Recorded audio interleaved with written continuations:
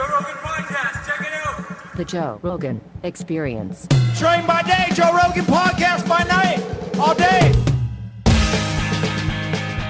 What's happening, man? Hey, good to be back. Good to see you. So the reason why we had such a quick turnaround is because the last episode, one of the main reasons why you wanted to come on in the first place is you wanted to further discuss some discoveries about evolution. Yes, specifically, I have alluded in a number of different places, including here, to there being another level to Darwinian evolution that does a lot of the heavy lifting that we require in order to explain the diversity of forms that we see in biology. But I haven't been specific on what I believe that layer is. And I felt like it was time. I think, for one thing, the advances in AI mean that such things are going to emerge naturally, and I wanted to put it on the table before it simply gets discovered as a matter of computing horsepower. And we were just rambling about so many different things that we never got to it last time, so I said, all right, let's do another quick turnaround, come back. Right.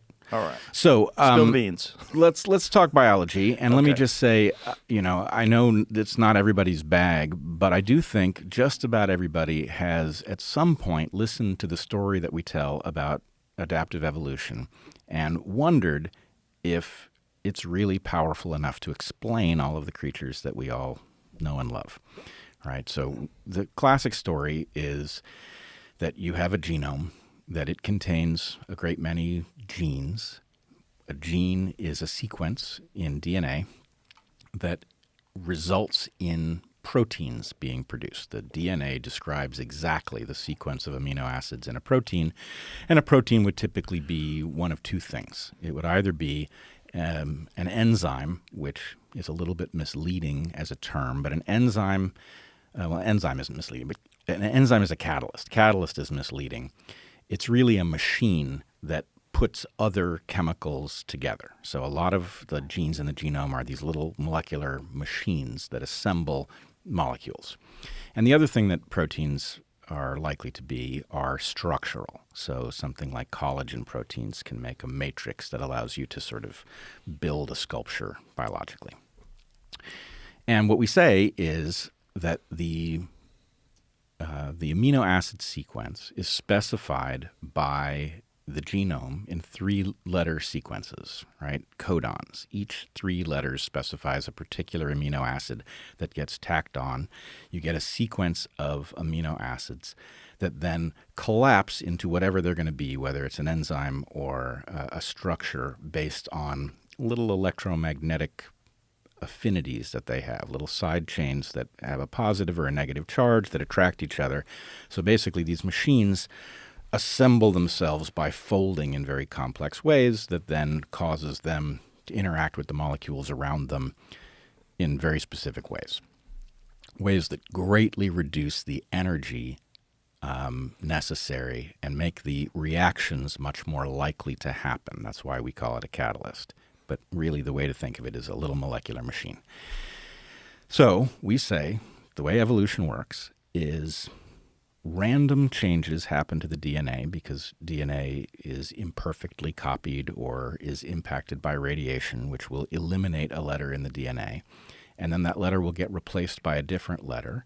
There are only 4 choices.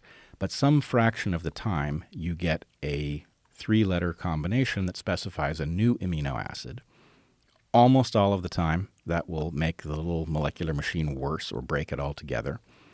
Occasionally, it will leave the machine functional in a way that's somewhat better than the previous one. And then evolution will collect all of those advances.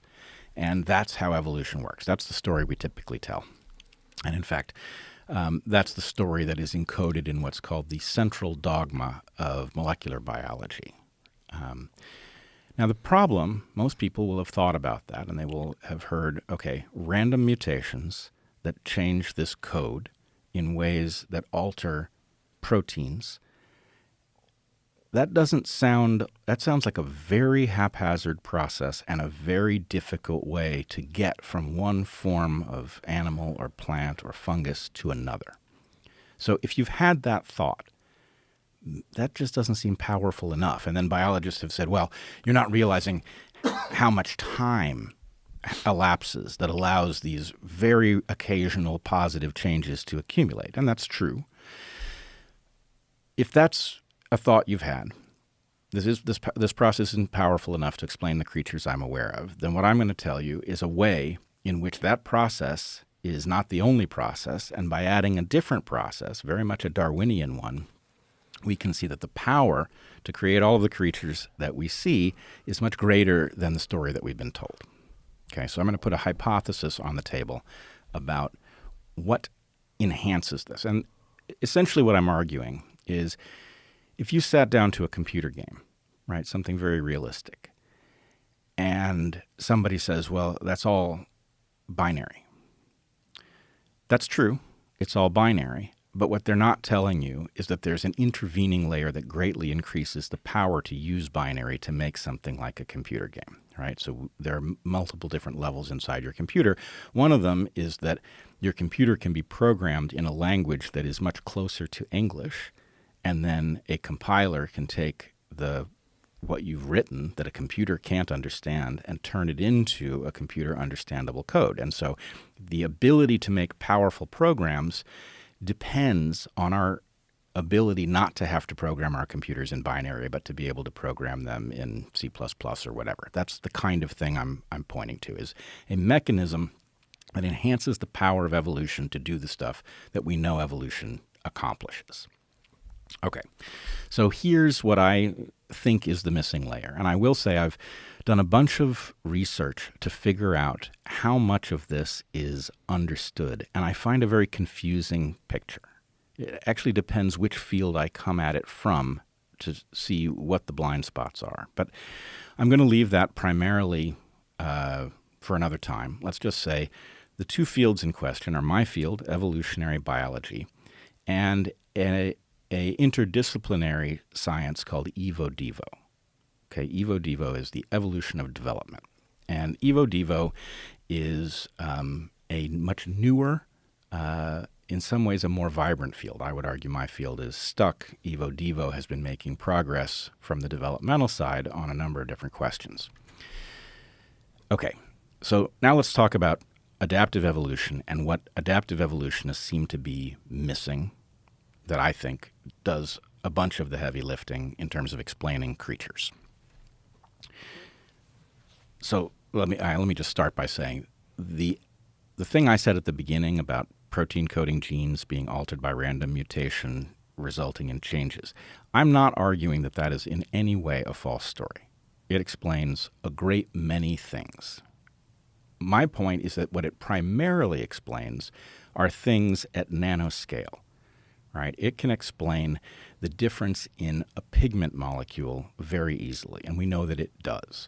It can explain things somewhat larger than that, like the very special structure. When you're a kid, you ever play with the feathers of a bird? You pull them apart, and then they zip back together. Right? Those kinds of things can be readily explained by the mechanism as we present it. What I'm going to argue is difficult to explain is the change from one macroscopic form to another. So, for example, the wing of a bat.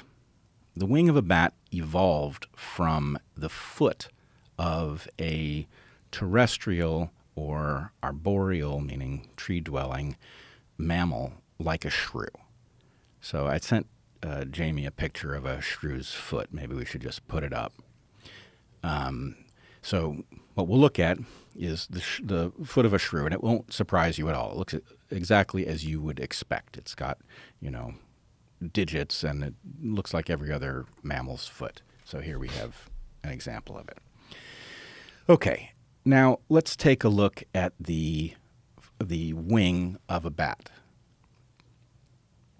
So here we have the wing of a bat. Now that wing is a highly modified front foot. The ribs that that hold the membrane, what we call the patagia, apart, are highly elongated fingers. right? So what you're seeing are the phalanges of that little shrew's foot, elongated, very much so. Now, what the Evo Devo folks will tell you, and they are right about this, is that the difference between that bat's wing and its fingers and that shrew's foot and its toes is not a molecular difference. There may be molecular differences between the foot and the wing, but you could build that wing and that foot out of the very same molecules. What you're doing is distributing them differently. You have different amounts of molecules distributed in different ways to make these elaborate structures from the primitive structures. With me so far? Yep. Okay. So what I realized more than 25 years ago, many people who've heard you and me talk before will have heard us talk about my work on telomeres.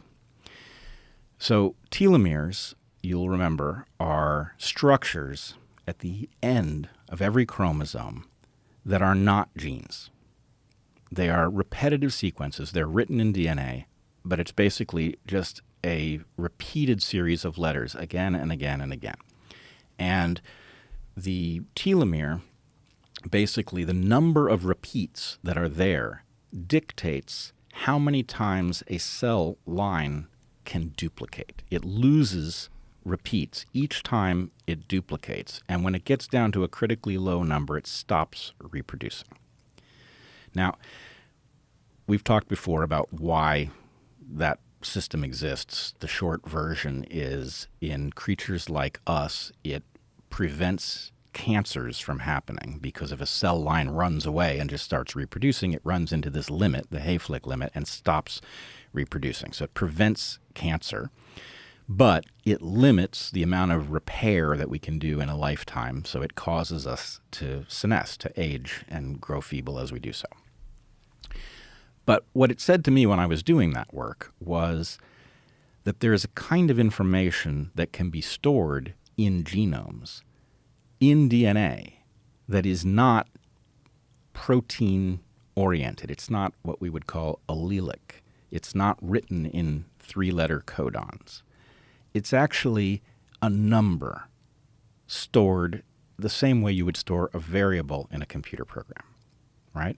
The telomere, the length of the telomere, is a count of how many times a cell line is allowed to divide over a lifetime. It's a number.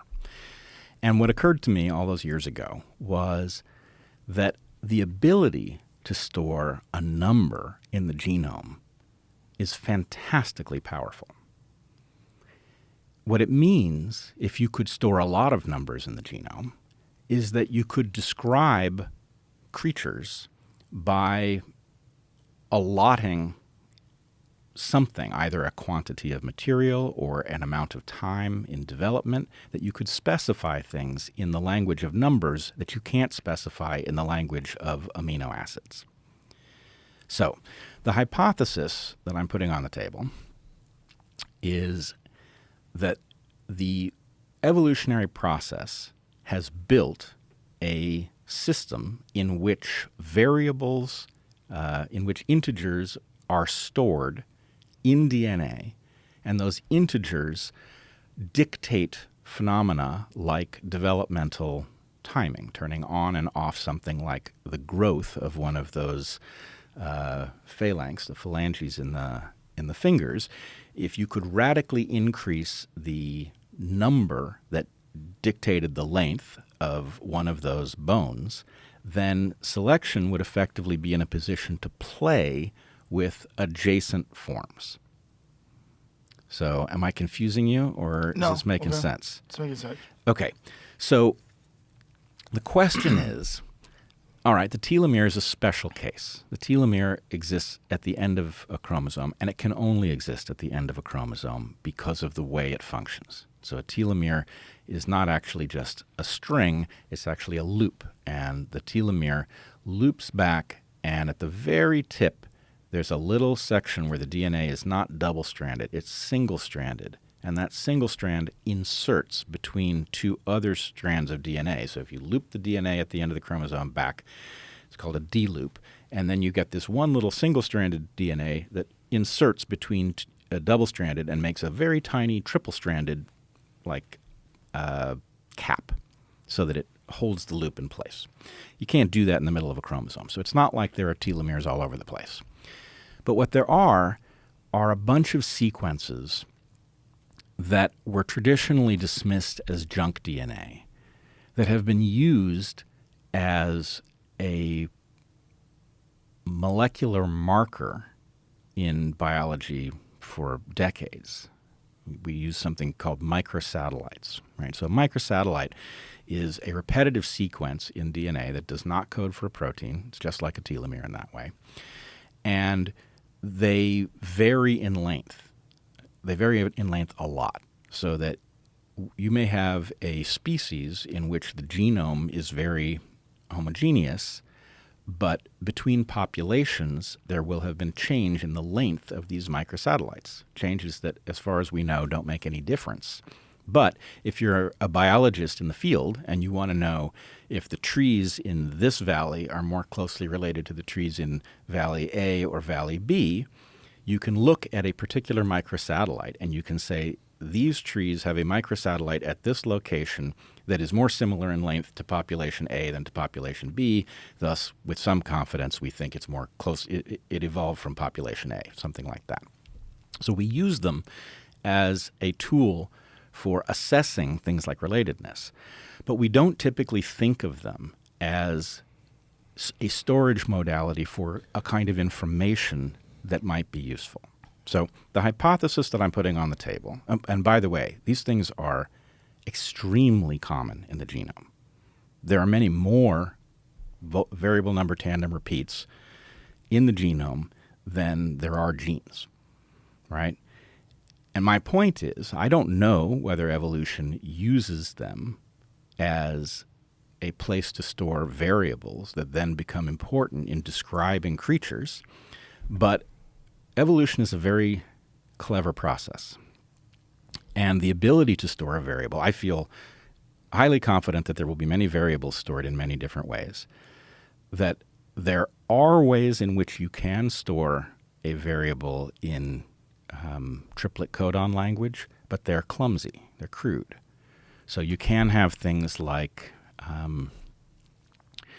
a dosage compensation. You can have a gene that's repeated multiple times, and the more copies you have, the larger dose of the product that you get, right? So if you have 3 copies of alcohol dehydrogenase, you'll have more alcohol tolerance than 2 copies, something like that. So that demonstrates a way in triplet codon language that you can store a variable. But what I'm arguing is that there's, at least in principle, the possibility for a vast library of variables that have developmental implications for the way creatures look that allows you to go. I mean, imagine for a second the most recent common ancestor of all bats. Okay? Most recent common ancestor of all bats is an animal that has gone from no ability to fly to the ability to fly. As soon as you have the ability to fly, the number of things that you could do, the number of niches that are available, is very large. Can I pause Sure. right there and ask a question? Sure. So here's the real question, specifically in regards to flying. Yep. How does an animal go from being a shrew or some other rodent-type creature to something that eventually can fly, and what are the steps along the way? And how would that even facilitate itself? Like how would you get an animal that's completely stuck on the ground and can only hop a little bit to something that can literally traverse 3D space? All right, welcome to the busy season. There's probably a lot on your plate, and chances are that your plate isn't full of everything we need to maintain our daily health. But that's where AG1 comes in. To keep you ahead of all those seasonal struggles, AG1 is the daily health drink that can help you stay one scoop ahead of the stress, socializing, and snacking that comes with the season. I've talked about AG1 for a long time, and I know one scoop of AG1 takes care of your multivitamin, pre- and probiotics, superfoods, and antioxidants to support your daily health, even when you get thrown off your nutrition routine. When you have so much going on, don't leave it up to chance. Take care of yourself. Drinking AG1 every morning is a simple action that helps you stay one scoop ahead of everything coming your way. And that's why I've partnered with them for so long. If you want to stay ahead of the season with support for your energy, immune health, daily nutrition, and more, it's time to start your AG1 routine.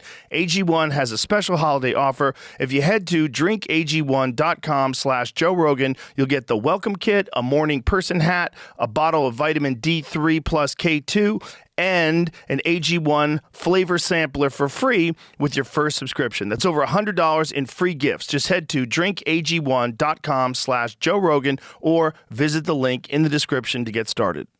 This is why I love you, Joe. I mean, it's one of the reasons. This is a question that has perplexed biologists. We have done a lot of work. We know a lot. It's one of the most fantastic abilities of all the animals. Right. How surprising is it? That's the question. Is it so surprising that it's actually impossible? And I think the answer is just simply no. It's quite possible. Well, obviously it's possible. Well, no. I mean, let's steel man the opposing position. Intelligent design position? There's certainly a lot of people who would argue that actually no, there are gaps you can't jump. We should explain that as well. Like, this is one of the reasons why this argument has come up, because intelligent design asserts that random mutation and natural selection does not account for the vast variety of species, and it could not account for a rodent or a shrew, which is believed to be our common ancestor, eventually becoming a human being. Let's just say I have, initially I thought that all of the intelligent design folks were anti-scientific and really basically just religious people wielding sophistry. I now know several of them in person and quite like them, and I quite like them scientifically. I think they actually have done an excellent job of pointing out the folly in evolutionary biology. And in part, what I'm saying is I appreciate their pointing out that the mechanism that we teach is not powerful enough to do what we claim it does. I have the same suspicion. My argument is there is a mechanism that is powerful enough, and we haven't been looking at it because we've been telling the story that we've got it nailed already, and I just don't think we do. So let's go to your question about how you get from a creature that can't fly at all to a creature that does fly. And now my feeling is actually this one is pretty easy. And I'm not saying that we know how it did happen in the case of a bat. We are hobbled in the case of bats by two things. One, the fact that bats are primarily tropical. The bulk of the species are tropical. And the other is that the majority of bats are small with spindly limbs. What that means is that they don't fossilize well. Tropics are not a good place for fossilization, and bats are not a good candidate for fossilization. And so, unfortunately, the fossil record doesn't tell us a clear story the way it does. Well, the bird story is getting ever clearer. We've got good bird fossils in a way that we didn't when you and I were young. But in the case of a bat, I would say the way to think of it is this. Have you seen flying squirrels? Yes. Okay. You've seen them fly? Mm-hmm. Okay. Not in person, but videos. Oh, okay. I have actually twice seen it. Yeah? The funny thing is they're not uncommon, but they are very uncommon to see. And the reason they are uncommon to see is that they're nocturnal and they are so damn silent, right? So the two times I've seen it was when they got into an argument with each other. Okay, and they started chattering, and I was like, what is this? And okay, lo and behold, it's flying squirrels, and they're moving through, a patch of forest, and it's the most amazing thing, right? These things, technically they're not flying, they're purely gliding. I would argue that that's actually not a really good distinction because at some level what they're doing is powering flight by climbing trees. So they climb a tree, they've got potential energy, and then they glide to the next tree. They'll go from the end of a branch, and they will glide much farther than you would think is possible, right? It's really like it challenges you. Am I really seeing what I'm seeing? It's hard to believe they can do it. And then they land on the trunk of the tree. That's why they're so silent, right? They land on the trunk, so it doesn't make a big noise as they hit some branch and the leaves rustle and all of that. But anyway, if you've seen these creatures do it, then you can imagine a pretty clear story, right? Imagine a squirrel that doesn't glide, a regular garden variety squirrel. Well, that squirrel certainly faces gaps between trees that push it to its limit, and then there's gaps that are just a little beyond its limit. And you could imagine lots of scenarios in which a predator is chasing a squirrel and it's got it out onto the end of a branch and the squirrel has to leap. And so it's got to be pretty durable in case it can't make it to the next tree. They are. But any squirrel that had just a little advantage in getting to that next tree would outcompete ones that got consumed or died because they, hit the ground too hard or fell in front of a predator that took advantage of it or something like that. So there is an advantage that comes from even a tiny little increase in the distance you can jump. So that gets you pretty clearly from no ability to glide at all, ability to jump as is, to the ability to glide a little, to the ability to glide a lot, to the ability to glide the way modern flying squirrels do, which is like so impressive, right? But it's still not. It's not flapping flight. It's not powered. So you can imagine a story in which the shrew ancestor climbed things and had the same situation. And maybe it starts out, in fact, it probably does start out with maybe a little webbing between the fingers that gives it just a little extra lift, right?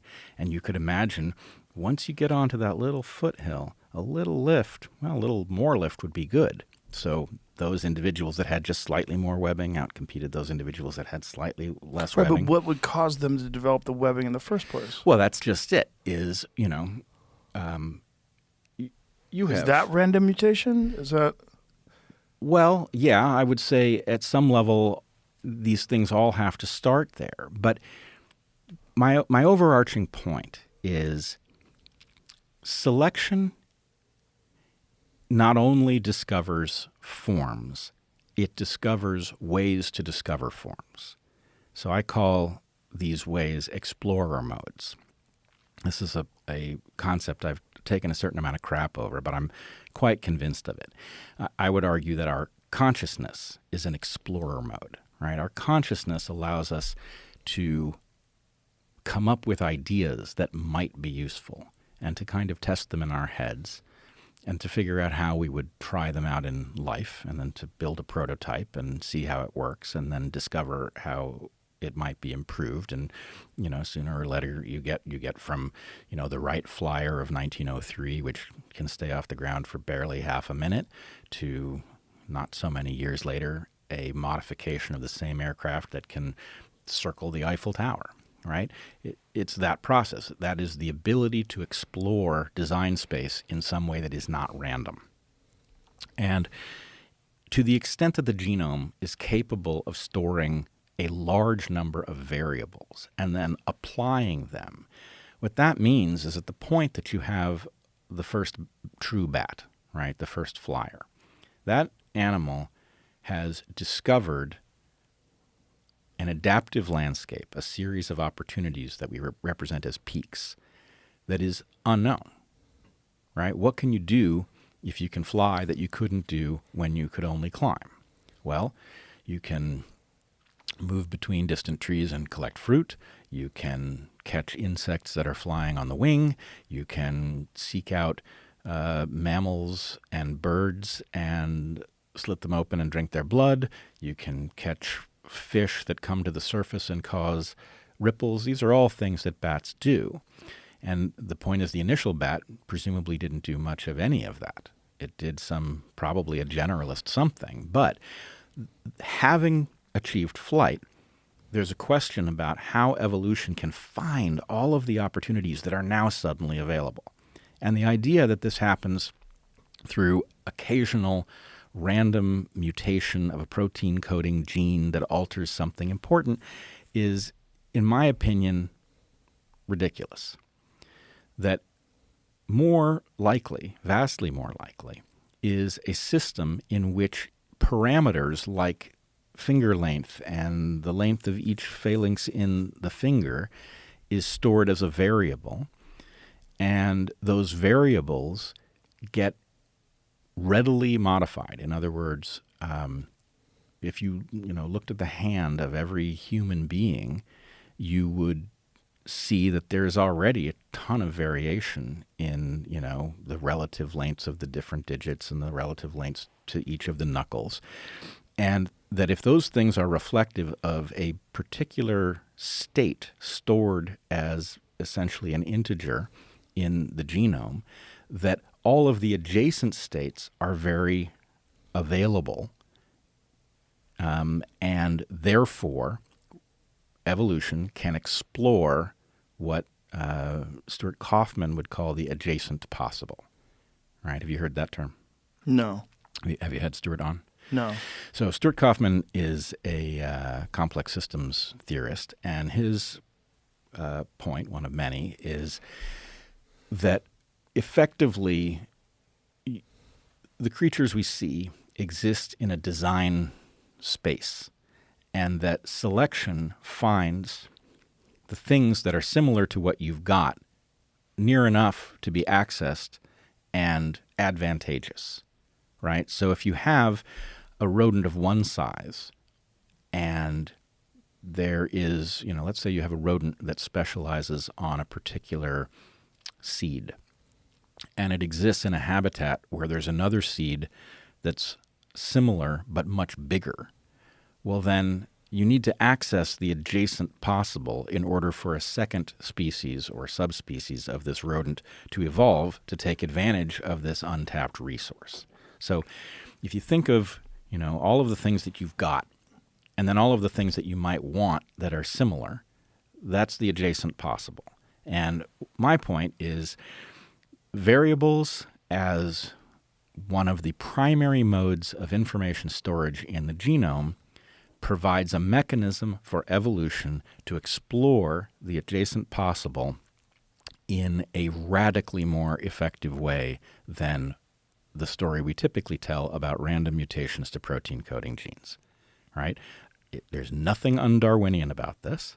Darwin didn't know anything about genes, probably to his advantage in the long term, because if he had understood genes, he might have made many of the same mistakes that we made in the middle of the 20th century in evolution, where we became overly focused on the genes we understood.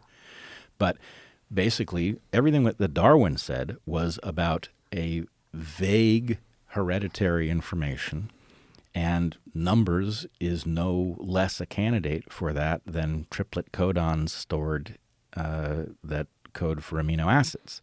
So my point is, Darwin is untouched by this. Darwin is still the guy. He nailed it. And this is just as Darwinian as protein coding genes. It's just vastly more powerful with respect to taking a form that you've already got and finding a similar form that you don't yet have. Now, there's lots of nuances about how this could work. There's lots of questions I certainly can't answer. I will say, as I was mentioning at the top, this story seems to be largely unaddressed in adaptive evolution space.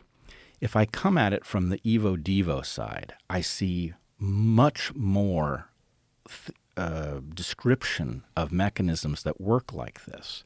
But I don't see the revolution that should happen when you've come to understand that you have this very powerful additional evolutionary mechanism. That should be causing a massive uptick in the power of what we can address adaptively. And it does not seem to be there. Now, I'm not in a university anymore. I'm not primarily working as a biologist. So it's possible I've missed something. But as you know, we have massively dysfunctional institutions. And I've thought my field was stuck in a ditch since really before I entered it. The last major progress in my field was 1976. And Really? That's what I think. Yeah. And what was that? The selfish gene provides us a mechanism. It's basically a synthesis of what we understand about adaptive evolution. It provides the first gateway to understand cultural evolution in rigorous Darwinian terms. I don't think that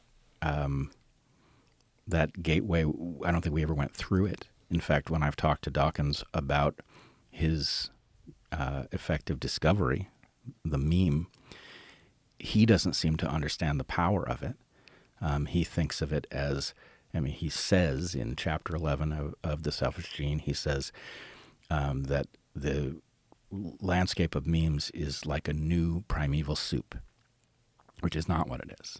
It's actually a solution that the genes have come up with for how to evolve things like humans more rapidly than can be done at the genetic level. Right? We can evolve at a cultural level, which solves a problem for the genes that the genes can't solve directly. And that means that all of the space of human culture and the culture of other creatures, but our culture is vastly more refined and powerful and diverse. But that space is basically an enhanced, it's another enhancement to the toolkit of Darwinian evolution, which we have unfortunately often dismissed as non-evolutionary or as a parallel kind of evolution rather than as a turbocharged adaptive evolution that is targeted at the same objectives as our genes are, which is what it really turns out to be. So in any case, that was 1976. The thing that has been a revolution since then was Evo-Devo, evolution of development. But it didn't come from the Darwinists. It came primarily from the developmental side. These are people who were focused on mechanism. And so in some sense, the story of the failure of biology to update our evolutionary model is the result of a historical accident, right? So the first Darwinists, including Darwin himself, were not focused on molecular scale mechanisms because they couldn't be. They didn't have any tools to look at those things. And so they looked at the creatures and they saw patterns, and so they became very focused on recognizing the patterns and what they imply about what must be going on inside. But they got out of the habit of thinking about mechanism because the mechanisms weren't available to them. The developmental biologists were exactly the inverse. They didn't really have patience for evolutionary thinking.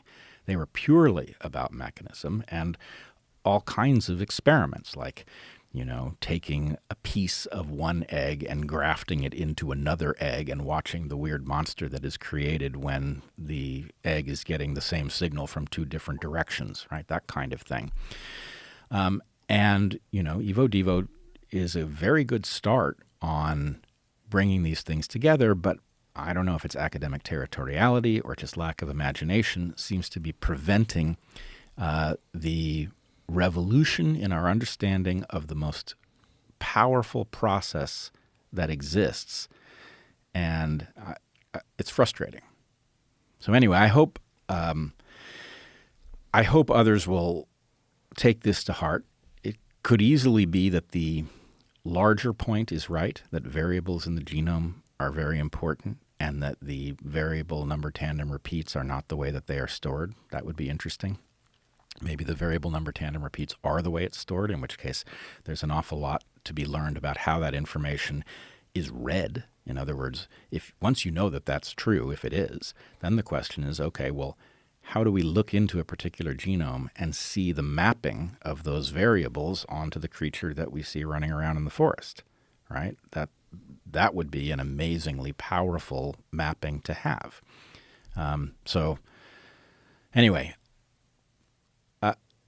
I didn't want to leave it as a vague allusion to a hidden layer. I wanted to point to a hidden layer that would explain how this process that we've all learned about might be much more powerful than the story we've been told about it. I was watching a documentary once on the BBC about the Congo, and it's a really amazing documentary. And one of the things that it points out to is the rapid development of new abilities that these animals have that live in the Congo that used to be on the plains, and as the rainforest expanded, they were kind of trapped in here. And one of them they pointed to was duikers, those little small antelopes that now have the ability to swim underwater for as much as 100 yards, and they eat fish. And they were talking about it like this is this fantastic development because they know how long it took for the grasslands to have been overtaken by the rainforest, and it wasn't that long. And it didn't seem to account for the adaptation that they were seeing in these animals. This is exactly the thing that bugs me, is imagine what would have happened if there was not an enhanced evolutionary toolkit to that creature. Would have gone extinct. Right. That's the story again and again, right? Well, it's a story with humans, right? Inuits. It's a story with people that live in extremely cold climates, right? They've developed all these adaptations to be able to survive in this intense weather where people who live in the tropics, if you moved them to that environment, they would die. It's the story with every clade of creatures. This is a chaotic planet, right? At levels that I think maybe we don't even fully yet appreciate.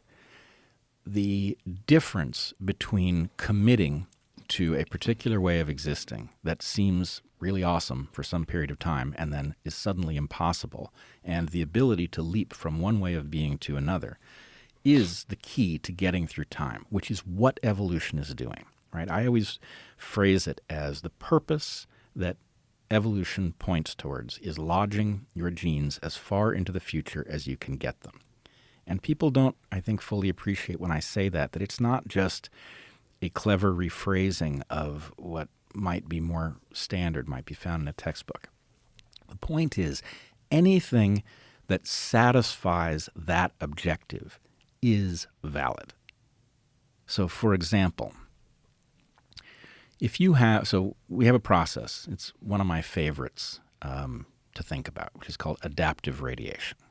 Adaptive radiation is where you get some creature that either solves some problem or gets to some new place and then diversifies, and we get 50 or 100 or 1,000 species that are derived from that initial discovery, right? So you get this blooming of forms, right? The first bird, what was the first bird even doing? We don't know. Right. But what we do know is that we have 11,000 species of these things now, all doing subtly different stuff, right? Some of them not even flying. Right. Some of them have lost the ability to fly. So the point is, the discovery of birdness opens up a huge number of potential discoveries. Evolution would be a dumb process if it didn't effectively search that space. If it randomly waited to find each of those opportunities, that's so much less powerful than searching the space. And then once you get the search of a space, okay, so you get, 100 hits, you get some innovation, it provides 100 niches that you could move into from there. It creates 100 species. And it turns out most of those niches are durable on the scale of 10,000 years, but not 50,000 years. So you get a bunch of them going extinct. But as long as one of them or two of them have gotten through that bottleneck, right, the huge blooming of branches and then the pruning of branches, the ancestor has now gotten to the future in the form of however many species made it through that destructive process. It is selection at a different scale than we typically think of it. And so thinking of evolution as this dynamic process that is not only searching design space, but learning to enhance its capacity to search design space in order to get into the future is the way to think of it. It's much more powerful than the clumsy version that we describe, even if we don't yet understand where that power is lodged. If we were imaginative and we said, okay, what would I do if I was evolution to enhance the likelihood of getting to the future? Well, then you start finding these explorer modes. And, I understand that I will be ridiculed for saying that because it imposes on selection a directionality that probably at a technical level we are right to assume does not exist. But let me point this out. We often say that evolution cannot look forward. It can only see the past. At a technical level, this is true. On the other hand, we all agree that evolution built us. I can see the future, right? I can understand what is likely to happen. I can extrapolate and see things that haven't occurred yet, and I will do hypothesis testing to see if my understanding is correct. But the point is, evolution can't see the future, but it can build creatures that see the future on its behalf. Isn't that kind of like it looking into the future? It feels a lot like it is to me. I've always been fascinated by animals that don't change. Like animals that have reached some very bizarre apex predator range, like crocodiles, for instance. Crocodiles, dragonflies, sharks, Yeah. horseshoe crabs. Yeah. Yeah. So this is a place where I think a good evolutionary course says the right thing about it. What a good evolutionary course says about this is we think of these creatures as backwards. They are the opposite. They are so good that in spite of competition from more modern forms, they still persist, right? If you've watched a dragonfly, it's a super agile creature, right? It's a formidable predator.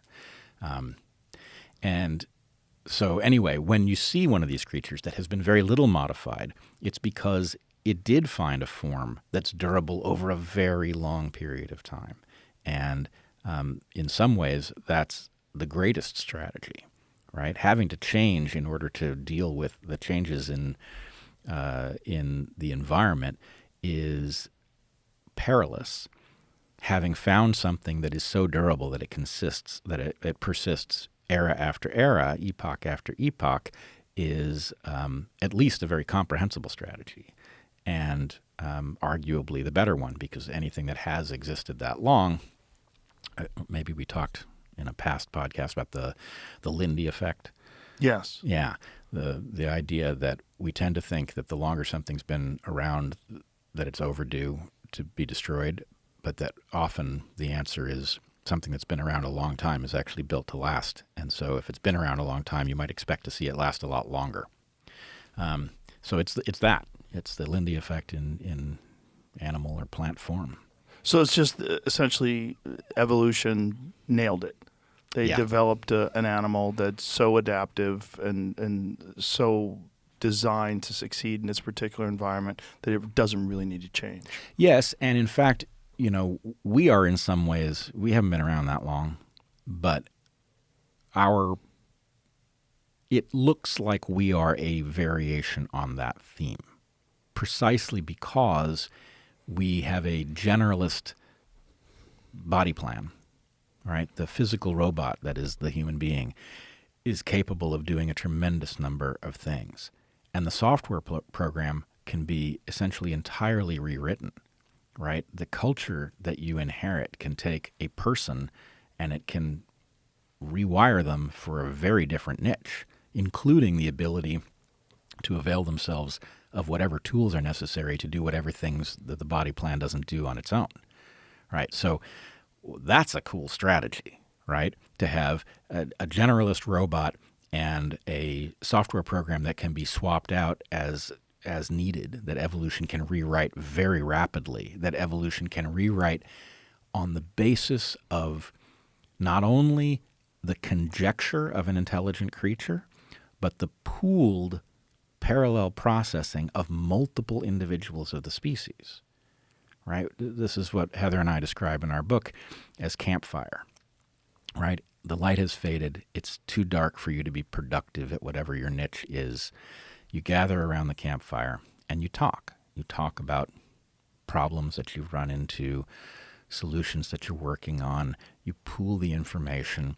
People have different histories, they have different skill sets, and they parallel process the puzzles, and they come up with ideas, which, the most amazing adaptation of all is the one we're using right now, right? The ability for me to put an abstract idea into your head over open space by vibrating the air molecules between us. I mean, that is a miracle. Pretty crazy. It's amazing. And, that we can prove that we're not fooling ourselves. I could say something, that nobody's ever thought of, like, I don't know, potato rocket ship, right? And you could draw on a piece of paper your interpretation, and I could say, yeah, that's the thing I was thinking of, right? That ability to prove that we are, in fact, exchanging abstract ideas across open air, and that allows multiple minds that are not physically touching each other to process together concepts it's truly stunning. And in conjunction with the generalist robot that can use tools, it's an amazingly good strategy. When you talk about humans, one of the things that fascinates me about people is the changes in human beings because of the environment, because of input, meaning like certain chemicals we're exposed to, sedentary lifestyle. There's changes that are taking place that we can measure from human beings that lived in the beginning of the 20th century to people that live now in the beginning of the 21st century. One of the things that people are talking about with a great concern, like Dr. Shanna Swan done a lot of work on this, is the impact of microplastics on our endocrine system and how it's greatly diminishing males' ability to procreate and females' ability to bring a baby to term. So you're getting many more miscarriages and lower testosterone counts, smaller testicles and penises, reduced size of the taints, all these different things that she attributes to phthalates and various chemicals that are endocrine disruptors that are ubiquitous in our world. Is this something that you think about? Is this something, are we in the middle of an adaptation or some sort of a change of the human species? No. Or is it just being poisoned? We're being poisoned, and we're being poisoned in a particular way. I would say we have effectively threatened to kill the goose that lays the golden eggs. The normal pattern for human beings is you inherit your ancestors' world.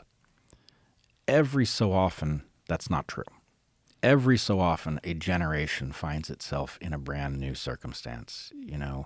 You kayak across some body of water, and you end up in some foreign place in which the animals and plants aren't the same, and your old way of life isn't going to work, and you have to bootstrap something new.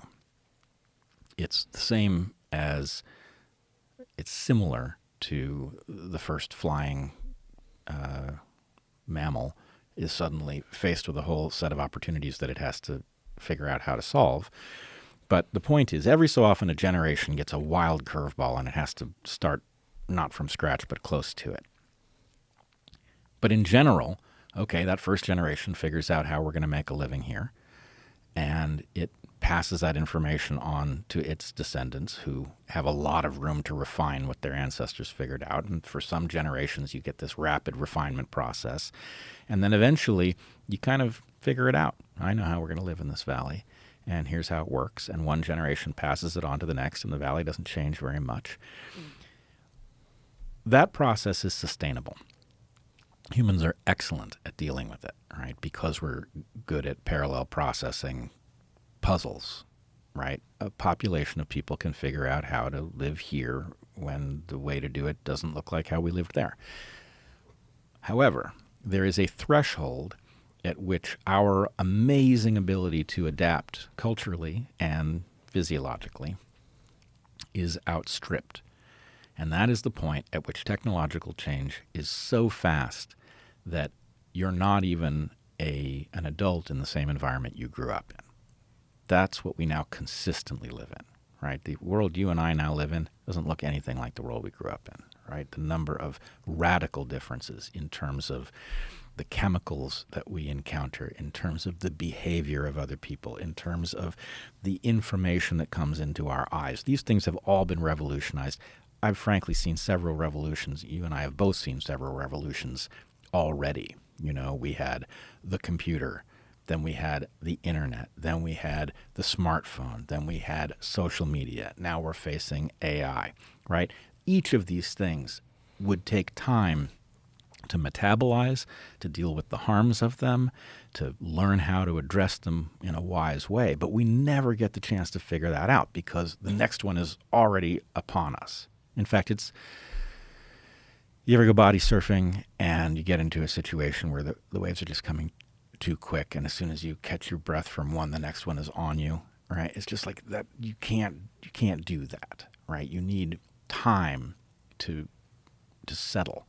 And our rate of change is so high, this is what Heather and I call hypernovelty. Hypernovelty is the state at which even our amazing ability to rapidly adapt is incapable of keeping pace with technological change. That's where we are. That really concerns me with humans, that drop-off of testosterone, the miscarriage rate increasing. Like, that's really spooky because I don't see any change in the environment. Like, I don't see any change in the use of plastics. I don't see any change in these endocrine-disrupting chemicals being in our systems. This episode is brought to you by ZipRecruiter. We all have a favorite holiday movie we like to go back to again and again, like Home Alone. That movie is always a fun watch. The bad guys get their comeuppance a lot. And, of course, there's the wholesome, feel-good moment at the end that really gets to the heart of the holidays. Whatever film you like to watch, it took a team of talented people to make it what it is. Actors, editors, props people, the sound crew. When you need to build your own team to make something magical happen, use ZipRecruiter. Try it for free at ZipRecruiter.com/Rogan. ZipRecruiter is the #1 rated hiring site based on G2, and that's because it works impossibly fast as Kevin arming his home with every booby trap he can think of. Immediately after you post your job, ZipRecruiter's matching technology will connect you with potential job seekers in your area. Make your hiring a little merrier with ZipRecruiter. 4 out of 5 employers who post on ZipRecruiter get a quality candidate within the first day. Just go to this exclusive web address right now to try ZipRecruiter for free. That's ZipRecruiter.com/Rogan. Again, that's ZipRecruiter.com/Rogan. ZipRecruiter, the smartest way to hire. Well, I agree, and I think we need to think outside the box with respect to what kinds of inputs might be affecting us. I will say, in parallel with what I think is a much more toxic environment, and developmentally toxic environment, we have a radical change in the way human beings are interacting with each other. Right. And it is unclear to me how far-reaching the consequences of that might be.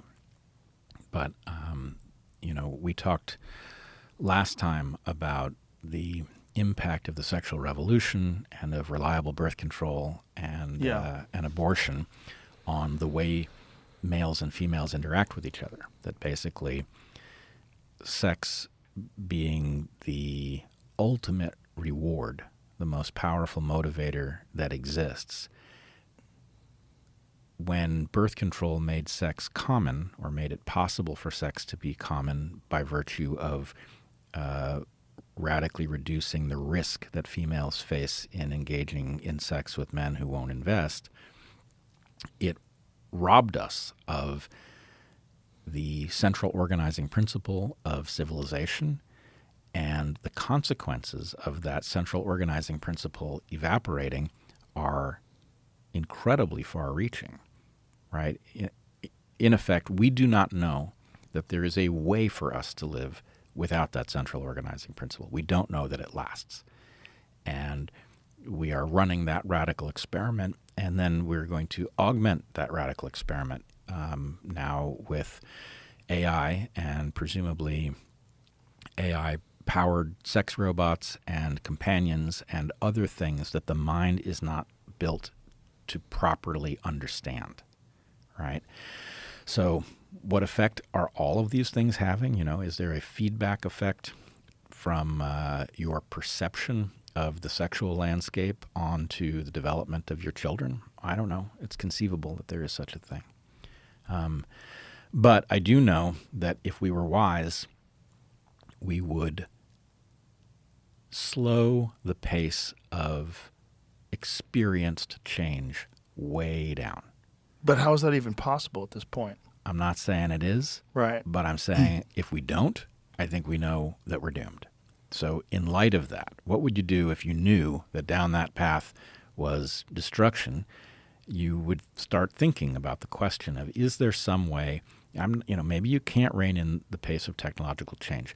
You can certainly, and we should, if we were wise, we would insulate young people from exposure, especially to new stuff, right? There's a question about what stuff that we already have, what effect it's having on them. But the fact that we're just going to expose them to every new revolution without figuring out what its consequences are is insane, right? We need to provide young people with a chemically and informationally stable environment where the puzzles are solvable and they are relevant to the adult world we expect them to live in, which is difficult because we don't know what world they're going to live in. But not immunizing them is a terrible error, right? It can't work, right? The reason human childhood is the longest developmental childhood in the animal kingdom, by far, is that it is the training for adult life. If the training ground doesn't match the world that you're going to be an adult in, because the world you're going to be an adult in is something nobody can predict, it is guaranteed to make you a fish out of water as an adult. It's extremely disruptive. And essentially every new groundbreaking technology, every new breakthrough, every new paradigm-shifting thing that gets created is a completely new environment for these children. Completely new. And no roadmap, no manual of how to navigate it. And then we're seeing all the psychological harms, increase in anxiety, self-harm, especially amongst young girls. Yep. Suicidal ideation, actual suicide. Well, I mean, in other contexts, I probably said to you, there are no adults.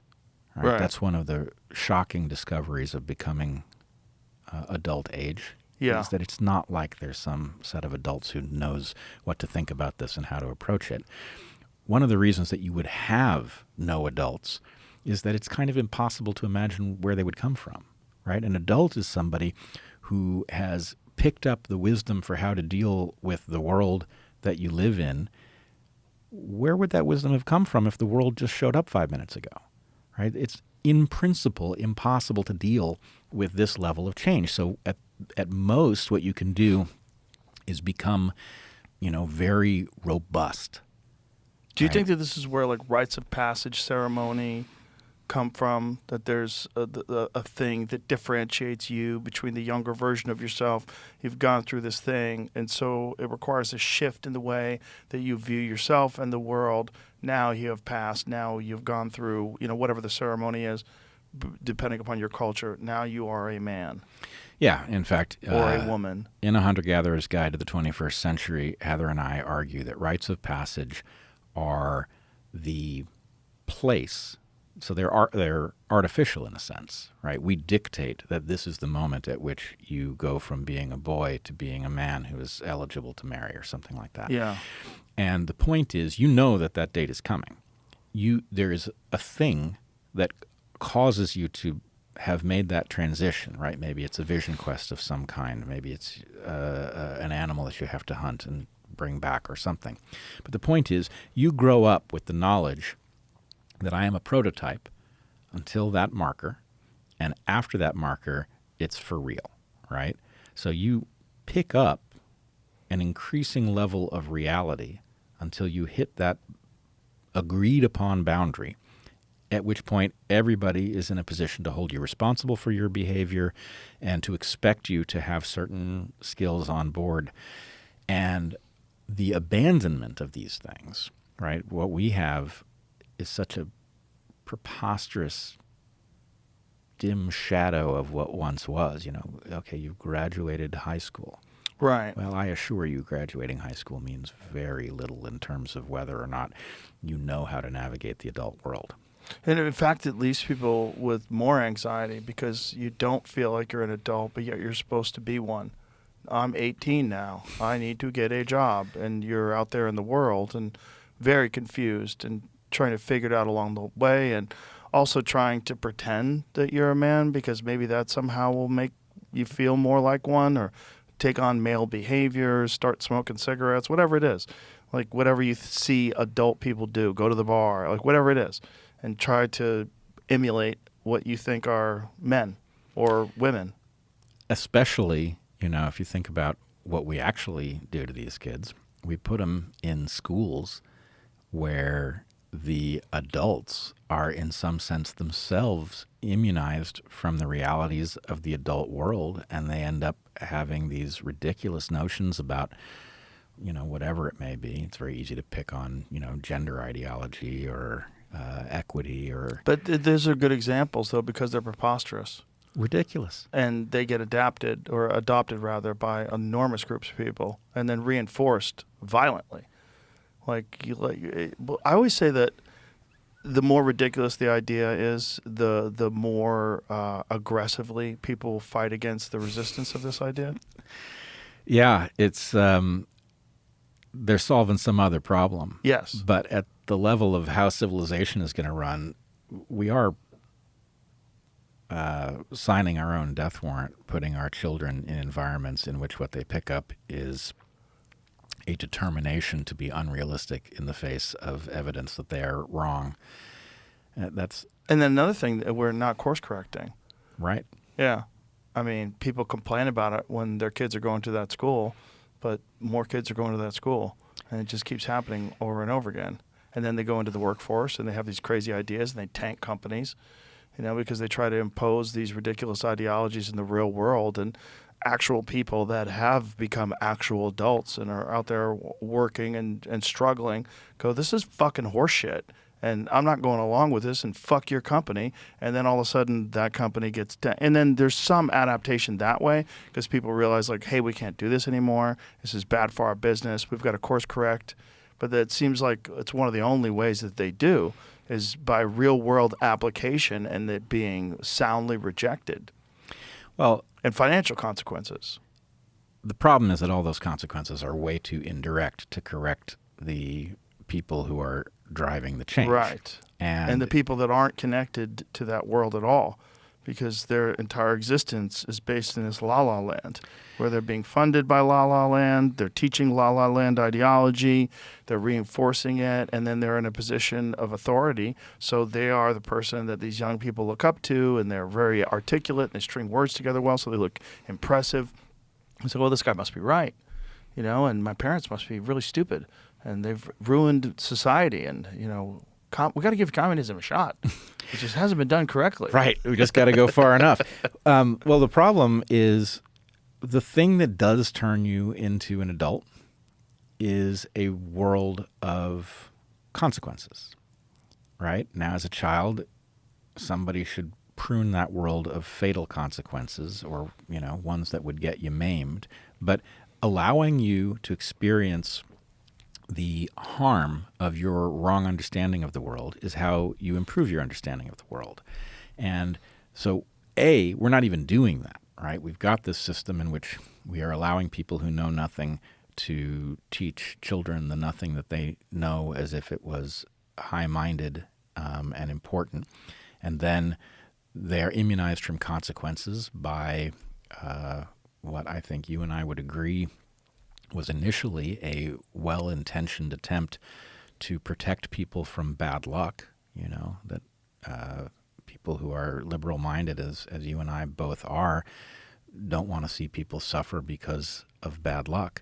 But when you start immunizing people from the consequences of their bad decision-making, whether the people you're immunizing are corporate executives who have gambled badly with the resources of their corporation, or children who make bad decisions and it causes them to be disliked at school, People have to have those consequences come back to haunt them so that they will stop making the same mistakes and get wiser. And any place that you break that with the equivalent of a welfare program, you are guaranteeing that you will end up with an infantilized adult population. Yeah.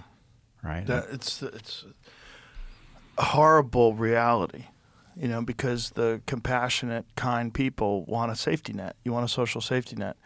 But making people reliant on that social safety net and then having generation after generation reliant on that social safety net, you stifle all growth and development. You make people dependent. Well, my turn argument, them into infants. Yeah, you do. My argument would be a system functions really well when people are immunized from real bad luck, right? Things that it's not the consequence of their bad decision making. It's actually, you happen to get a tumor because of a genetic vulnerability or an encounter with some chemical that you had no ability to know was there. But that as soon as you start immunizing people from the downstream effects of their own bad decisions, where they had better decisions that were available to them, you just get the evolution of civilization into a quagmire. This is my fear, my great fear about the concept of universal basic income. Yep. That we're going to essentially make an entire civilization dependent upon its overlords. I can't see how it could go well. I understand. I can't see how it could go well either. I think if you're a nice person, you're like, well, all these jobs are going to be replaced by AI and automation. We need to find some way to help people and give them the quality of life that they need to succeed. But you're making them dependent on the state forever. Right. And what we really need to do, and I do not see any mechanism that is capable of it, but what we really need to do is figure out how we want people to allocate their time, what problems we would like them to address themselves to, right? And then we need to reward them for success relative to those problems and allow them to suffer from the failure to make progress relative to those problems. Now, I don't exactly know what those problems are because civilization is changing so fast that it's very hard to even define what it is that will need to be done. But I think we talked about this last time. People are not going to be coherent absent purpose. They need to have purpose. And it used to be that biology itself forced purpose onto you, right? On the frontier, the ability to win a mate, to provide enough shelter, consistent enough food, all of the things necessary for life, that was a full-time occupation. It was difficult. Not everybody could pull it off. And so it created a very concentrated purpose. You succeeded if you managed in this environment to do all those things and leave some offspring who were well adjusted to the situation. In our environment, there is nothing like this. And the winning a mate has been turned into chaos. What does it even mean? Are there mates out there that you would want to win? Are they interested in reproducing? Are they interested in raising children? Are they going to, farm that job out to some crazy person who believes you can switch gender by just saying you've done it, right? So the purpose has become incoherent. The subordinate purposes, which came later, right? The ability to invest in a career, to climb some corporate ladder. It doesn't sound very appealing to me, but at least I understand what it is, right? At least, okay, there's a game. The company wants certain things accomplished.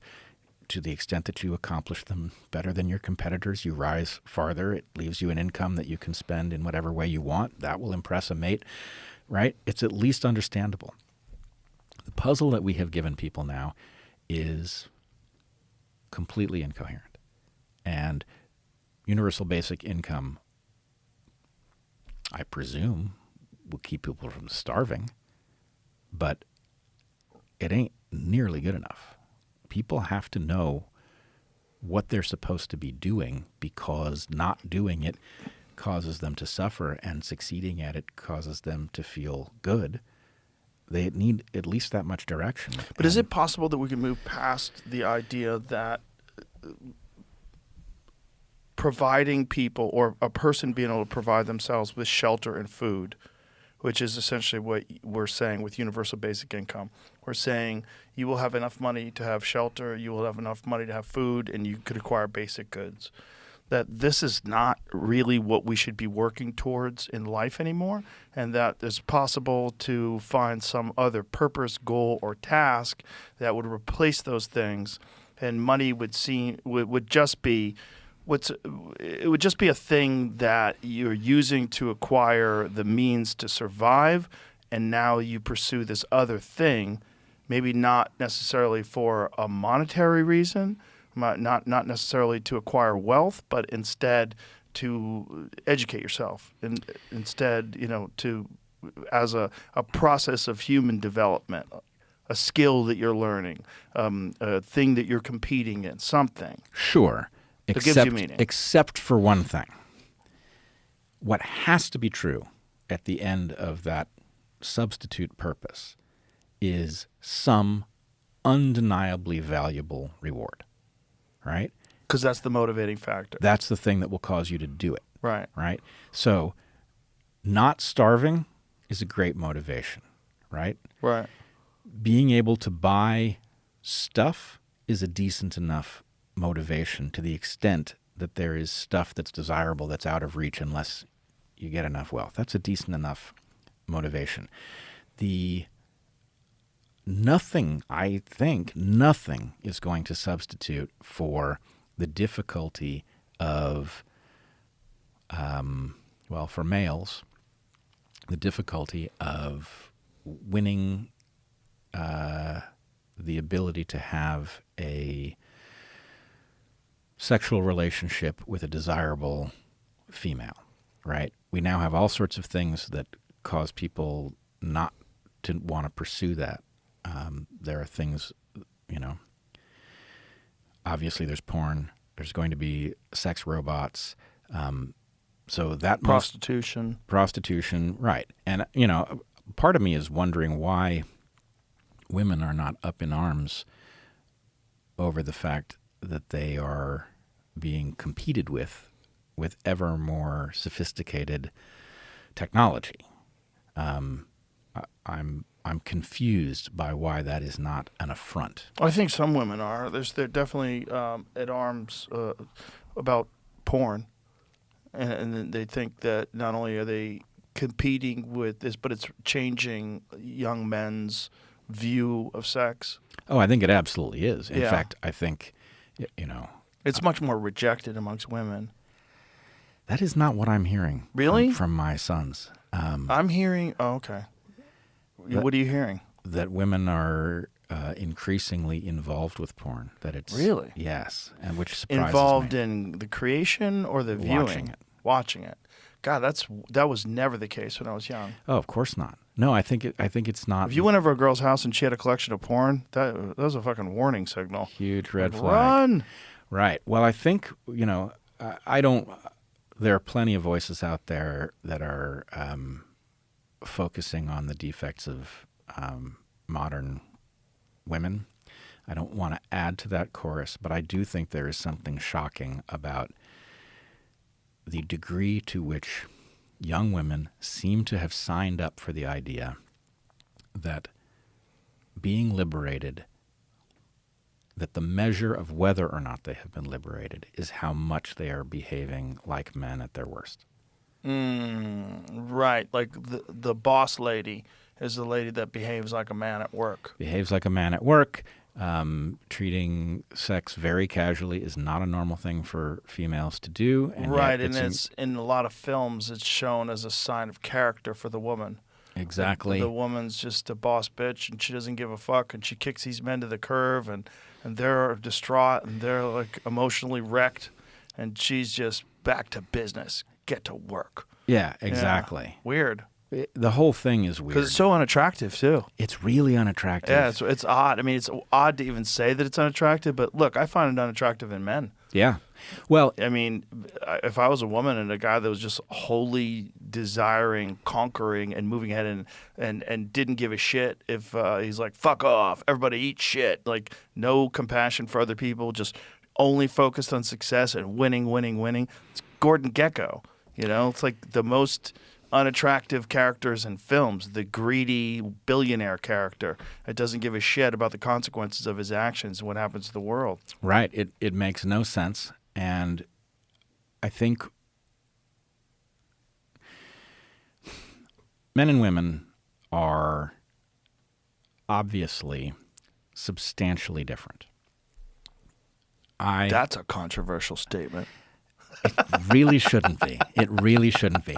But I will just say I have puzzled over the fact that our culture does not have a profound relationship with the symmetry represented by a yin-yang symbol. The yin-yang symbol is profound as far as I'm concerned because it describes a perfect symmetry that is not superficially symmetrical. Right? It's a complementarity that is, I think it's a very proper description of what you're actually searching for in a mate, in a marriage, right? You're not looking for somebody to be the same as you. You are looking for somebody to be as perfectly complementary with what you are as is possible in essentially every regard. And what we are getting instead is this sort of mind-numbing belief that, you know, what's good for the goose is good for the gander, which, it as I keep saying, it has robbed us of all coherence. And I think it also, I've started paying attention to a bunch of these male accounts that are fed up with females. People that I consider insightful, but who are not in any way where I am with respect to this topic. You know, so people, I don't know, do you know the account Homath? Homath? Homath. Well, Homath is pretty darn funny. He's very insightful about a lot of things that have gone wrong, but he's also, it's tragic. He's just bitter about the state of modern women and has given up on finding anyone because he thinks he's discovered that it's impossible. Likewise, That's ridiculous. Well, it depends. I mean, I think you and I are in the fortunate position of being happily married to wonderful people, and I will tell you that having two sons and looking at the world that they are supposed to be finding a mate in, it's not obvious how this is supposed to work. It wasn't obvious when I was young either, but you just got to pick wisely, and you also have to find people. You have to find them, the type of people that you're actually interested in. Yeah, but imagine the following thing. Right. Imagine that, first of all, who you are as a sexual being is the result, naturally, of your exposure, right? You come to understand what sex is and how you're supposed to behave from stories. In ancient cultures, you would observe a certain amount because perfect privacy wasn't a thing. That has all now been disrupted by porn, right? So people get developmental experiences of sex from this commodity, which is not accurate. It is not a description of the way people actually interact, right? It's meant to captivate you, and the different pornographers are in competition with each other.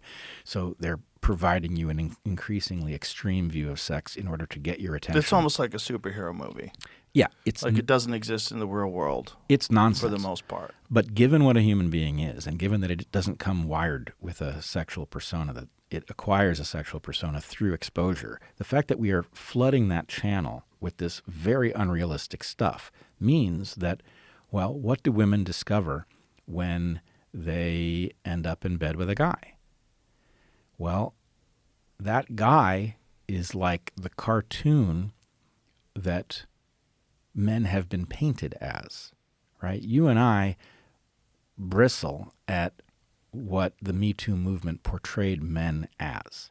Not because there aren't bad men. There are lots of bad men. But it's not universal. And the story of how men and women are supposed to interact, in terms of flirting and dating and all of that is not as straightforward as people will paint that picture. But if you've got a generation of men that's being exposed to the same, frankly, violent garbage, and that is informing them about what sex is, and then women are discovering that, oh yeah, men are kind of brutal and awful, in the bedroom. So that reinforces their sense of, well, these aren't decent people. They're putting on an act when they're in public. So it creates the exact thing that men were falsely accused of. And it makes women, I think, become very unsympathetic as people, right? That to the extent that women start viewing sex as antagonistic, which is what men at their worst are, is they're predators, right? They're men trying to have sex with women they have no intention of investing in are, whether they understand it or not, engaging in behavior designed to impregnate that female and stick her with the job of raising the offspring. That's evolutionarily. Yes. That's parasitic and predatory. Okay? That is a mode that exists in men, but it's not the only male mode. And it's a mode that is a relic of ancient times when it was just an opportunity to spread your genes because you weren't going to live very long. So you had this built-in desire to try to spread your genes as much as possible.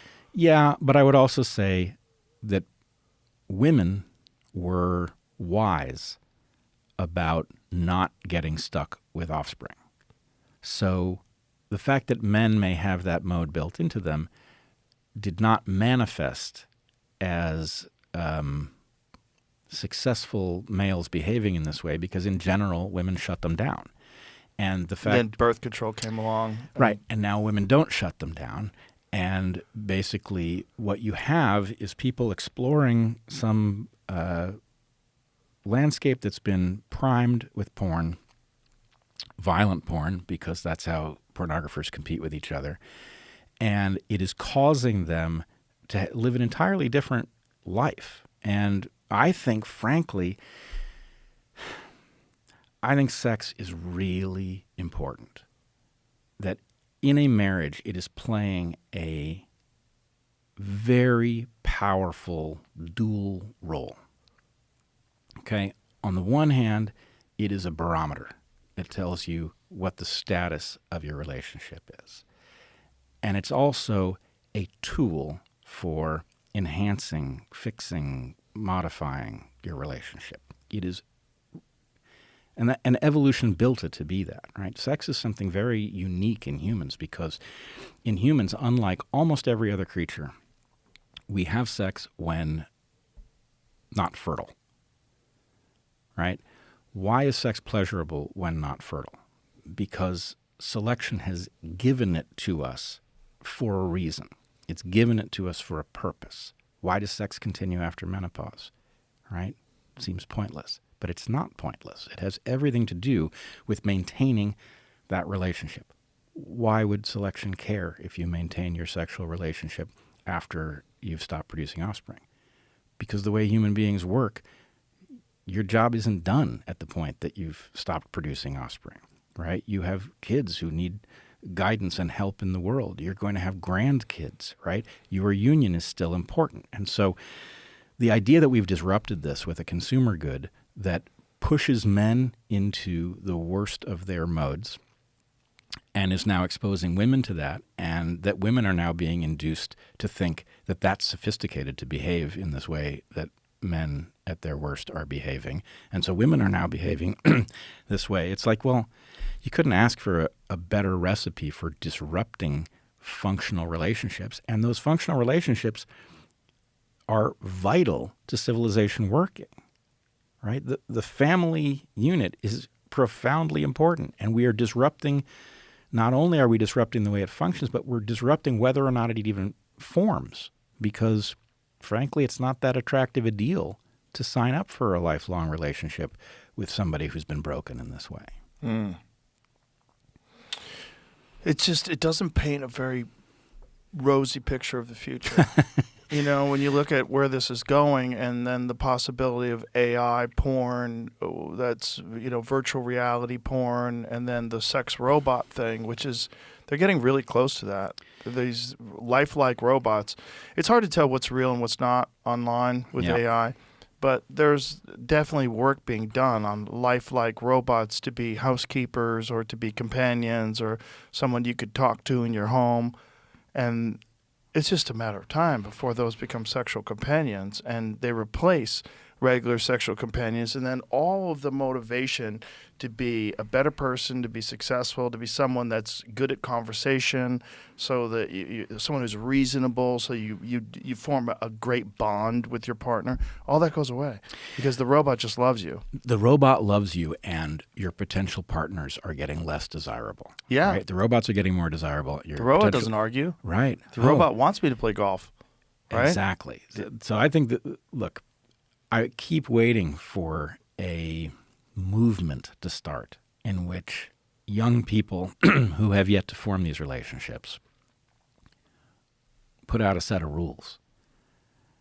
And they say, here are the rules I'm going to abide by, and I'm only going to date people who abide by them too, right? No porn, no robots. I would say this is, if I was writing the rules, one of them would be no sex with somebody that you know is not a long-term partner. You're not committing to a long-term relationship when you have sex with somebody necessarily, but if you know somebody's not a candidate, you shouldn't be engaging in baby-making behavior with them, right? That's bad. The problem is that's like such a primary force in our society for almost everything, for selling things, for exemplifying social status. Yeah, but nobody's happy. So given that they're not happy, the answer is, okay, well, I'm doing something. Nobody's happy. I would say happiness is difficult to acquire. Well, I would say it is rare to find young people who express that they are happy with this part of their life. Have you ever met young people in any time in history, while you've been alive, that were happy with that process? The process is kind of brutal. The process kind of sucks, Yeah. but I've met plenty of people, and I've been a happy young person. Not, it's not all, flowers and rainbows, but the point is there is something achievable, and I think it is being treated increasingly as if it's just kind of a story, right? Like it's not a real place, and I think that's a dangerous thing, and I would love to see. And maybe it's happening in religious communities that people are opting into a different set of rules and looking for mates within their community because those mates will abide by. Yeah, I think there's a lot of that. Yeah, that is the place where people are going, and I think it's probably one of many reasons why you're seeing an uptick in religious participation amongst young people.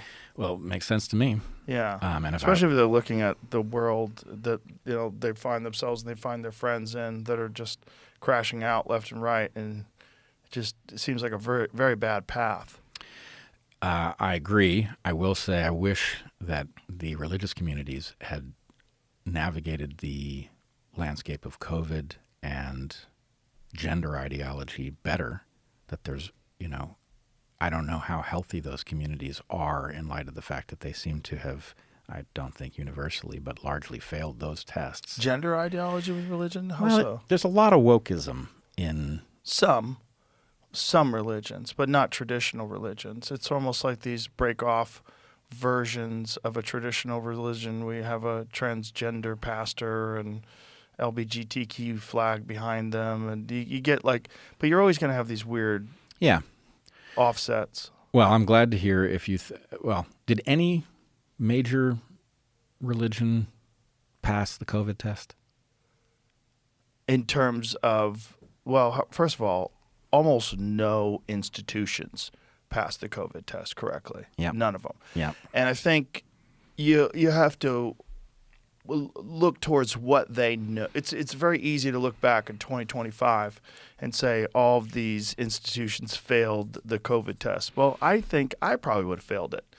If I had been a different person in a different job in a different part of my life, and I didn't have access to the information that I had access to. I didn't know what games were being played, and I didn't know the landscape. I didn't know what games had previously been played, especially in regards to the way the pharmaceutical drug industry distributes propaganda and information and then hires people to gaslight folks. You're seeing this now, right? It's a good way to pivot to this conversation now. You're seeing now this most recent study that showed that, without doubt, children were killed by the COVID-19 vaccines. So that's not surprising. But what is surprising to me is the enormous number of gaslighters on social media that are not just denying this data, saying this data is inaccurate, and saying far more children, healthy children, were killed by COVID-19 than were killed by these vaccinations. There's a bunch of problems with that. First of all, the problem is the reality of the VAERS system. It is a very small percentage of people that have actual vaccine injuries that get recorded into the VAERS system. And then, of course, the opposite side of that, they would say, yeah, but anybody can say they have a vaccine injury, and anybody can get their vaccine injury put into the VAERS system, even if it's not accurate.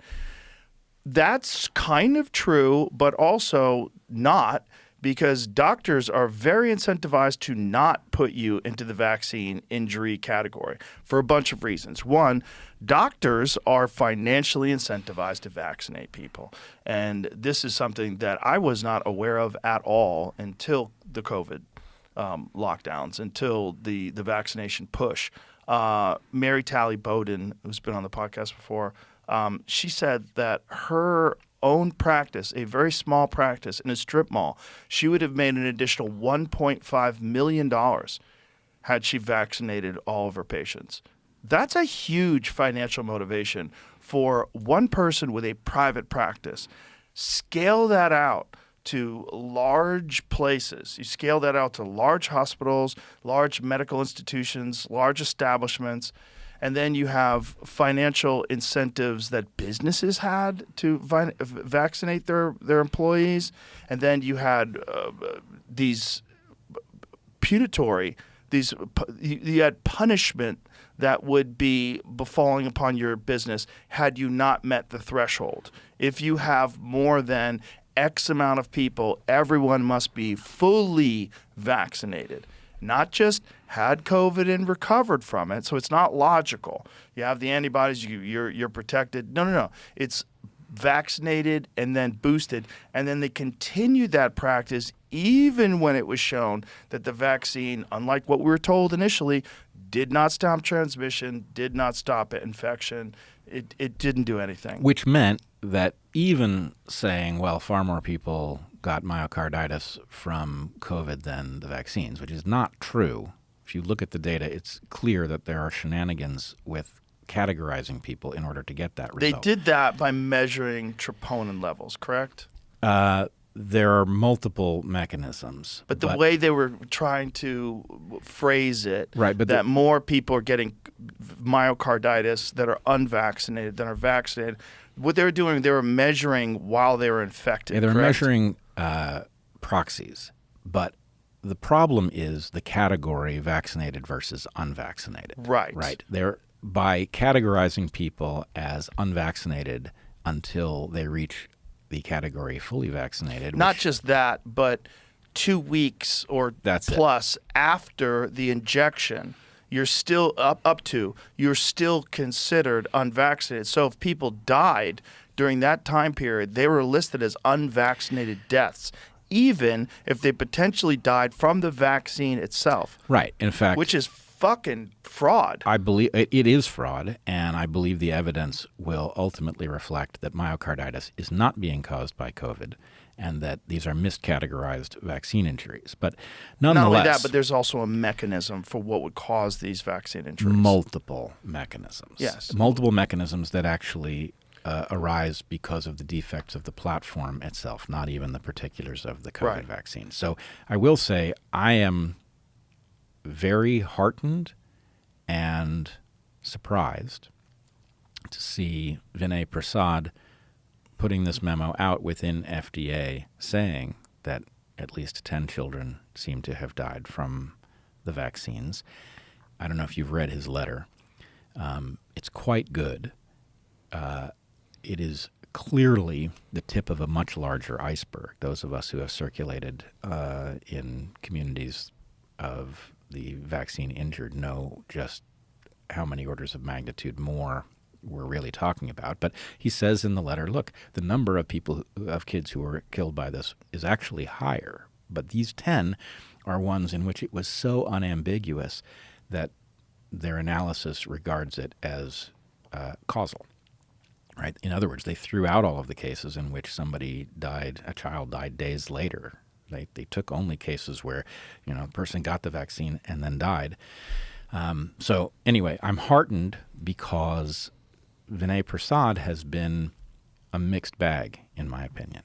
He's been pretty good on vaccines. He's been rather terrible on ivermectin. And in some ways, he's one of the academics who managed to hold on to his position through all of the tyranny, right? Most of the people that you and I know, the Pierre Corys, the Robert Malones, Ryan Coles, these are people who were driven from jobs, had their licenses threatened, that sort of thing. Vinay held on, and then he got a position in the administration, and now we can see in this memo that he's on the right side of history, and he's being cautious, but nonetheless it's a very positive sign, as is Marty Marquez's recent set of podcast appearances in which he talks about the reality of all sorts of things, including bioweaponized ticks and things. So we have people in the administration who have managed to hold on to their position in the institutional world who are seemingly either waking up or telling us what they have understood, and it's a very positive sign. Can we talk a little bit about ivermectin? Yeah, because please. I was think just going to ask you about that. Like, how has he been bad? How is Vinay Prasad bad on ivermectin? Well, he has regarded it as not useful based on the randomized controlled trials, which claimed that it wasn't useful. And in my opinion, he fell down on the job not pursuing what actually happened in those trials. Does he not know? Have you communicated with him? Well, it's been a little difficult. I have when he was promoted at his university. I congratulated him and I said, I hope that having reached this final pillar, that it will embolden you to look deeper. And I was disappointed in him after that because I didn't think he did it. But let's just say, at the moment, I'm super encouraged. He does seem to be awake, and that's really good for us. And you also have to take into consideration that for him to even say what he said is a giant risk. Yeah, it's a huge leap, and you almost I think everyone knows anecdotally somebody who was fucked up by the vaccine. Almost everyone that I've ever talked to, other than Sam Harris, almost everyone that I've ever talked to claims they know someone who was irrevocably harmed by the vaccine. Oh, yeah. If not killed. Yes, and this is such a gigantic population of people, not to mention all the people who don't know, who have some sort of new pathology that they've not connected to the vaccine. Right, and whose doctors have gaslit them and said they're totally unrelated. This is just something genetic. You were going to get this no matter what. Right. So we see all of this in actuarial data. There are large populations of people who have put two and two together, and but it's a difficult equation because you have to be confronted by so many different realities that are incredibly uncomfortable. Right. And then you also have the problem of people that have asserted a very specific thing and done so very aggressively and now realize they're wrong and do not want to admit they're wrong and will fight vehemently to somehow or another twist, gaslight, obfuscate, use data that they know to be incorrect to try to prove a position that intellectually they must know is not accurate. Well, you see a lot of that to protect themselves, protect ego, to protect their reputation, their very careers. Like the longer they can keep this ruse going, and the more they can make the data foggy in terms of like, is it really effective? Did it really save millions of people? Is it worth the risk? Those people probably don't listen to your podcast, but to the extent that they might hear this, there is a piece of wisdom that you need, which is however painful it may be to face the error that you've made, you are far better off to face it, right? Yes. I'm not saying there's not a big cost, but the weight off your shoulders of setting the record straight with respect to your errors, it's a slam dunk. Yes. We will get back to Sam Harris in a second here, but I wanted to talk a little bit about, people and this recent memo inside of FDA about children who had no reason to get the COVID vaccine in the first place because Right. they stood to gain nothing from it. Dying of it is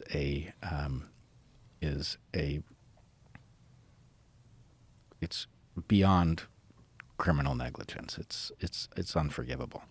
It's a very positive sign, but you and I know that the vaccine story has been breaking because I think in large measure so many people, virtually everybody, knows somebody who was injured. And so it's very hard to keep people in the dark about that, and people's acceptance of the boosters has plummeted. People do need to understand that there's a huge number of mRNA shots that are being cooked up at this very minute, that the damage is not from the COVID part of the shot, it's from the platform itself. And so we need to stop that vast array of mRNA shots from ever making it to the market, and we need to get the COVID shots pulled, which, again, another thing I want to get back to is Charlie Kirk. Charlie Kirk and I were working together trying to get the shots pulled.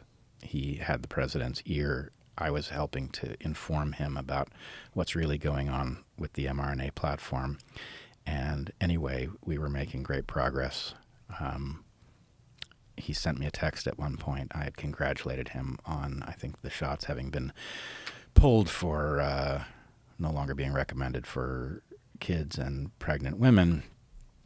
And he said something, I think it was, we're doing holy work together. And it meant a lot.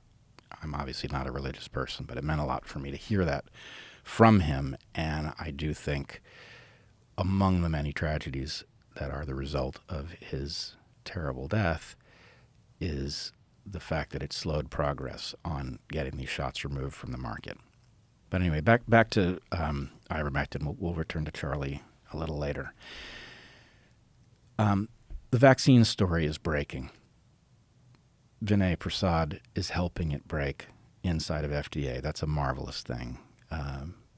The vaccine committee that Robert Malone is on with Martin Kulldorff and Recep Levy is also doing excellent work. So there's lots of positive signs on the vaccine front, although it's painfully slow from the point of view of shots that shouldn't be on the market are still being injected into people. The story that has not properly broken is the ivermectin story, right? More generally, the repurposed drug story. But this is when you and I lived very personally. You were, I don't know what they did to you. They colored you green. Yeah, they made me green on CNN. They made you green on CNN. And basically, even people who are awake about the vaccines largely have arrived at the conclusion that ivermectin showed promise, and then it turned out it didn't work, and that the evidence is overwhelming that it didn't work, and that those of us who said otherwise, it's time that we admitted that. And this is a maddening nonsense story, right? Even the trials that say that ivermectin didn't work, if you dig into what they actually found, you find a huge amount of fraud designed to produce the impression that ivermectin didn't work, And amazingly enough, even in trials that are designed to give that result, it still shows that it's effective. And there is a something I want to show you, one of these that I think you probably haven't seen yet, that makes this point really clearly. So can you bring up that tweet, Alexandros Marinos' tweet on I think it's called the Principal Trial. Anyway, this is shocking. This is another one of these multi-arm platform trials. So these are these highly complex structures in which many drugs are tested simultaneously so that they can share a placebo group. Okay, let's look at the whole tweet. It says, I think that's supposed to be no. Did you know that the Principal Trial out of the UK found that ivermectin was superior to the usual care in practically every subgroup it tested, but it sat on the results for 600 days when it finally published? Buried these results on page 364 of the appendix. Now look at this chart. The way to read this chart. 346. Page 346. What did I say? 364. Oh, Just okay. so people, Dyslexia strikes again. if they go back and... Yeah, 346. Okay, so what this is a forest plot in which there's a line, a vertical line at 1.00. That's the line that delineates effective with ivermectin on the right and with the usual care on the left. In every single tested category, ivermectin is better than no ivermectin. Right?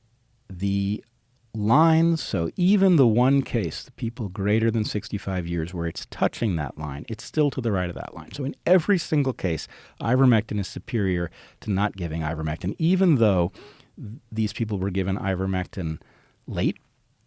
They were given ivermectin in a sneaky way where the regular dose is supposed to be something like 3 milligrams per kilogram of body weight. But there's a sneaky thing that they slide into the methods where if your weight is above a certain number, they cap the dose, so you're underdosed, so you don't spot it unless you go looking for it. But in any case... And overweight people are the most vulnerable. Right. Exactly. Right. So it's a great way of making a drug look not very effective. And a lot of people are overweight. Absolutely. So on this plot, so you see those horizontal lines. You've got a box in the middle of a bunch of horizontal lines. Mm-hmm. The horizontal lines are confidence intervals. If they don't touch the 1.0 line, then the result is statistically significant. So in all of these categories, ivermectin is statistically significant in its efficacy. In the one category where it's not, it's still effective. It's just not statistically significant in its effectiveness. Okay? And they buried this in this appendix, page 346, right? And actually, can you scroll down to the next tweet in this thread? Can you, let's see, click on the link to the paper. Now scroll down. Let's get a background, method, stop, go back up a little bit. Interpretation. So this is their take-home message from the paper. It says, ivermectin for COVID-19 is unlikely to provide a clinically meaningful improvement in recovery, hospital admissions, or longer-term outcomes. Further trials of ivermectin for SARS-CoV-2 infection in vaccinated community populations appear unwarranted. So here you have a trial that overwhelmingly shows ivermectin is effective. It reduced the recovery time by a couple of days, even though they gave it super late, which with all antivirals makes them very much weaker than they would otherwise be.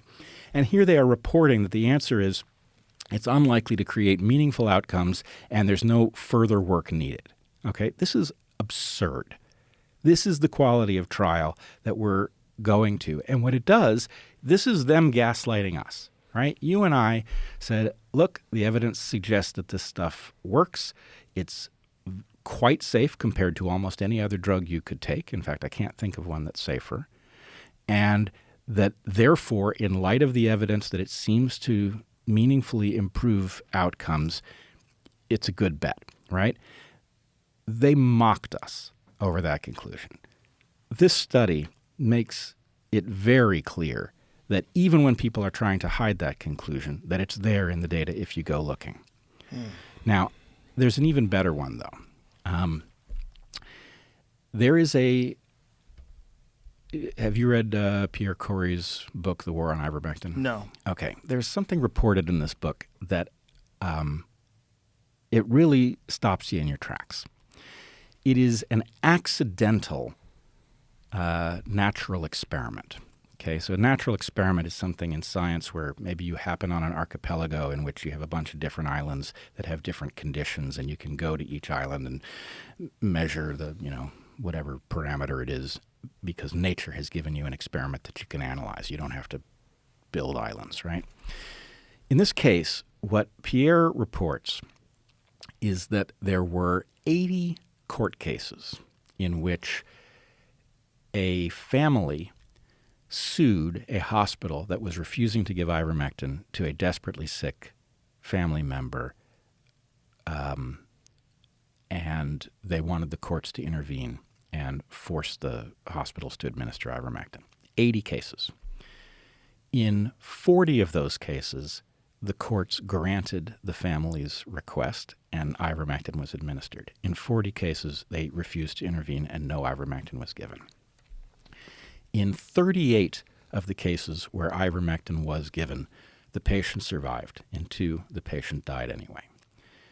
In 38 of the cases where no ivermectin was given, the patient died, and in 2, the patient survived. Wow. Okay? Now, I find this is incredibly... I cannot vouch for the data itself. Because it's not published in a scientific paper, I can't go look at the methods. I can't go find the court cases. But assuming that the data is accurately reported, and I know Pierre well, he didn't make it up. So assuming that the data is accurate, the level of statistical significance on that accidental study is absolutely astronomical, right? I had Heather run a chi-squared calculation, and the p-value, I checked it also with 2 different AIs. The p-value comes out to be 5.03 times 10 to the negative 15, right?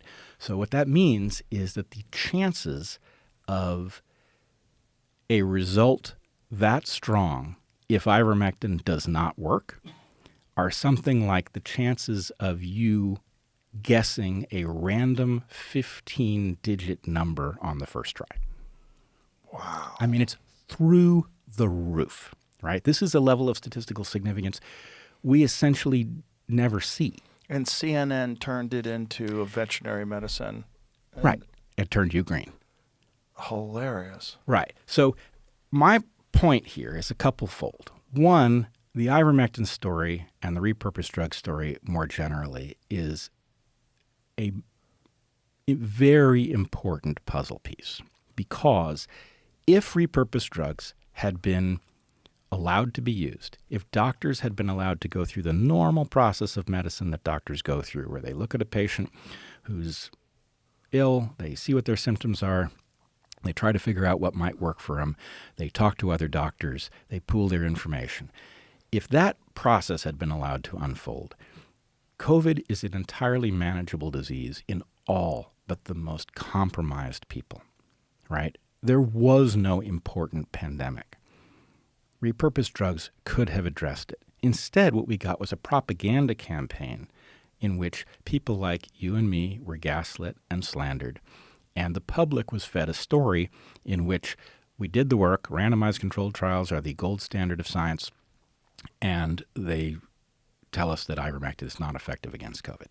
This is total nonsense, right? So part of the crime was in denying us the stuff that did work, which then forced people into the stuff that didn't work that also happened to compromise their health, right? The vaccines. So that's the sum total of the story. Well, the story is really profit, because you got to get to the motivation of why would one do something like this. I am still not sure I know. The crime is so ghastly. Maybe I'm just naive, Let's hold this thought because I have to pee real bad. But Yep. I want to get to it from here, and I don't want to be compromised. Yep. All right, we're All we're right. back. All right. So, ivermectin. Where were we with it? Well, one, the evidence is actually really powerful that ivermectin works. It also reveals something about what's wrong with medical science at the moment. Because what's really going on here is we don't correctly respond when we are told that randomized controlled trials are the gold standard of scientific tests.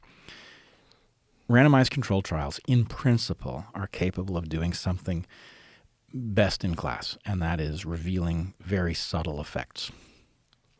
However, they are very prone to being distorted by biases of the researchers. And in these cases of the Together trial and the Principle trial and the others, what you seem to have is a cottage industry of generating results that are favorable to the pharma regime. And what we in the public should want are tests that are very difficult to rig. So, randomized controlled trial, in this case, where you have multiple drugs being tested, where they share a placebo group, where endpoints are adjusted midstream, where the particular endpoints that are targeted are adjusted to make some drugs look good and other drugs look bad. All of those are places where fraud can hide. It is way more important to have good experiments than to have highly sensitive experiments that are very prone to fraud, because there's so much incentive for fraud in our current system. The accidental experiment that I described that the courts ran is incredibly powerful evidence. The statistics are literally something that you can do on one sheet of paper, right? This is the simplest conceivable test, the chi-square goodness of fit test. There's no place for anything to hide. Either the data is what it says it is, or it's not. But if the data is what it says it is, then the result leaves no question whatsoever that ivermectin works in very sick people relative to an endpoint of death. That's a very powerful kind of evidence. And, you know, I was recently on a podcast called Why Should I Trust You? with Pierre Corey. Actually, we were at the CHD conference, and this podcast. Great name for a podcast. It is a great name for a podcast. And actually, I loved the podcast. The podcast was, we didn't really know what we were sitting down to, but it was Pierre and me talking to 3 allopathic doctors and a host. And the allopathic doctors were curious about the medical freedom movement, but they certainly weren't on board with this. And Pierre and I told them about the accidental experiment run by the courts, the natural experiment. And it was clear that these doctors couldn't grasp the significance of the evidence, right? It's too mind-blowing that this very simple circumstance reveals the overwhelming power of this drug. And it was like, well, that can't be right. But it can be right. And so in any case, I would just say fraud is a serious problem. Why did they have a problem with the data? I think, let's give them their due. They're sitting down talking to 2 people who I think they don't know, can't assess whether or not we're being honest, whether the data is as reported. But I think there's a natural reaction to reject that which seems, I think when you've been lied to as much as these doctors had been lied to about repurposed drugs for COVID and vaccines and things, that being confronted with very powerful, in fact, if the data is what it's supposed to be, incontrovertible proof. I mean, I don't use the word proof lightly, but, P equals 5.03 times 10 to the negative 15. That is an amazing level of statistical significance. How did the conversation play out? Like when you gave them this data, when you discussed this? Well, what they said was, well, there could be lots of explanations for that, which is not true, right? Really. What explanations did they provide as possible? I think they were reserving the right to go find some explanation because think about it this way. Let's this in front of a crowd? No. No, okay. Let's imagine how this experiment could be something other than it seems to be, right? Okay. Let's say that the courts were biased in who they granted the right to have ivermectin administered to. If the courts were biased, then the test isn't what it appears to be. However, you would expect the courts to be biased in exactly the inverse way as the result. In other words, you would expect the court to grant access to ivermectin in more dire cases. So you would expect people who got ivermectin, if there was a bias in the way the courts granted that access, you would expect the people who got ivermectin to be more likely to die because they were... Right, that would be logical. Yeah, and so the fact that we see exactly the inverse means that actually the result, if there's any bias at all, is probably conservative, right? It's probably more effective than we think, right? So in any case, I just think we've forgotten how science works, right? It doesn't take all of the money and the complexity of running one of these multi-arm trials is huge. And yet an accidental experiment run by the courts gives you a powerful result like this that tells you without a doubt that this is effective, which is actually what you find when you go and look at all these trials that attempted to sabotage ivermectin, and you discover that actually, they're playing games. They're telling you, let me give you an example.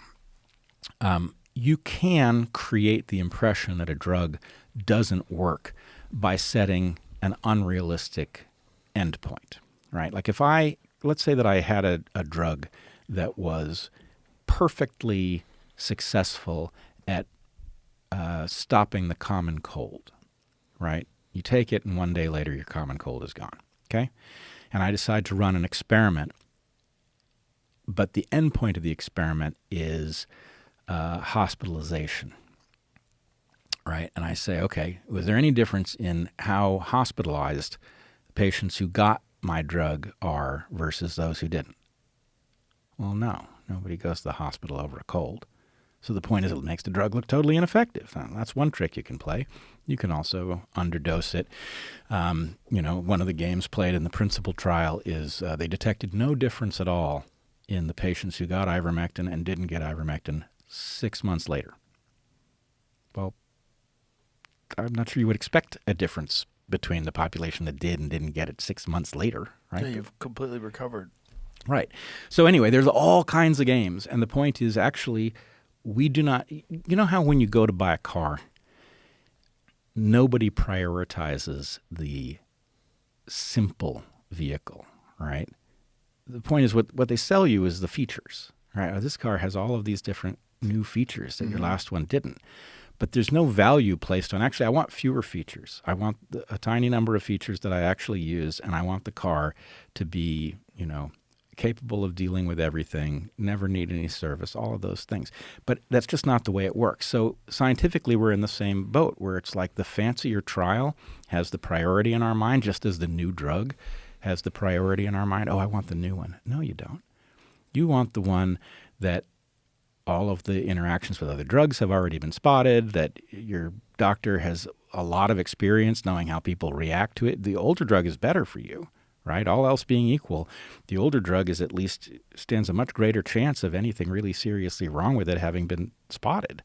So I'm just advocating for simpler experiments where nothing can hide and simple statistics can be used and us normal folks can understand what was done. So in the case of this podcast, how did you guys resolve it? How did it end? Well, it actually ended really well. I hope people will go listen to it. The positive thing about it was we clashed. We definitely disagreed, but it was all quite respectful, and I feel like Pierre and I both felt that we were heard in a way that is not the usual these days. So anyway, I thought it was a very encouraging. Well, I think even people that were initially highly skeptical and very pro-vaccine have had their eyes opened a bit, whether they like it or not. The window is shifted. Yes, although I find it shifted radically on vaccines, and in large measure because ivermectin was made difficult to get and people were spooked away from it. It's a much more abstract question to most people. And so, Well, just the sheer propaganda that was the amount of propaganda was preposterous. It was unbelievable. Rolling Stone magazine. Remember that article that they had about people that were waiting in line at the emergency room for gunshot wounds because so many people were overdosing on horse medication. Overdosed on ivermectin, which is virtually impossible. It's pure lies. Yep. Not only that, they used a stock photo of people in Oklahoma in August with winter coats on. Oh, man. Yeah, the propaganda was...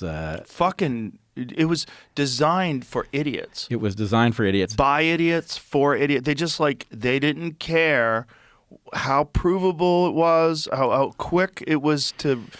You could research it very quickly and find out that this is not true. You could visit those hospitals and find out it's not true. You could look up the cases of people that were overdosing on ivermectin, which didn't exist. Right. There's a few people that called the poison control hotline because they panicked. Yeah, they worried. Yeah. But that's not the same thing as being poisoned. Right. Well, what I want people to understand is that all of those vaccine injuries are actually downstream of the propaganda campaign about repurposed drugs. That because this was a manageable disease with well-known repurposed drugs that were readily available, there was no argument for these vaccines in anybody, right? This was an experimental technology that was fraught with dangers that turned out to be massive harms. But the gaslighting was all about profit because of the emergency use authorization. So Well- to have the emergency use authorization, you couldn't have any effective drugs that existed to treat it, right? Otherwise, Yeah. you wouldn't have had an emergency use authorization for a new drug that hasn't really been tested. I don't think that's what happened. What do you think I did, it is? I did think that's what happened, but I don't anymore. Oh, interesting. Because these people are so good at cheating that I think they could have cheated their way past that one also. My suspicion is that the mRNA platform needed to be debuted in an emergency with radically reduced safety testing because the dangers of the mRNA platform are so great that they would have revealed themselves under any sort of normal testing regime. And So you think this was all about rolling out the mRNA platform for many other purposes other than just COVID? This is just the introduction to this, and we've actually heard talk about this. It's going to be used to treat all these different diseases and cancer and this and that. Oh, it's coming. They're already in the pipeline, and I think people need to be aware that the plan is to blame the COVID shots, not the platform, so that people will take the new shots that come out, and I wouldn't touch them with a barge pole. So did you want to talk about, given that we are in this quadrant, did you want to talk about Sam? Sure. All right. Well, I'm not sure quite where to start, but Sam has been, he's continued to be aggressive going after you and me over COVID, where my impression is that you and I turned out to be right pretty well across the board. I've acknowledged the significant place where I believe I was wrong. I don't think I was way wrong, but... And what was that in? Masks. Oh, okay. I thought masks stood a decent chance of being useful, and at the point that it turned out there was no evidentiary support for that, I said so. I still think, given that we didn't know at the beginning whether or not COVID was transmitted by fomite, in other words, by droplets on surfaces, something that covers your face and prevents you from coughing out droplets or touching a droplet to your mouth is a decent bet. But anyway, okay, so my error was masks. I don't think Sam has acknowledged any of his errors, and he said some really aggressive stuff about me, and I think recently he said some stuff about you, and he's actually still beating this drum about your podcast killing people. Am I right about that? Allegedly. I don't listen to any things he says anymore because it's depressing.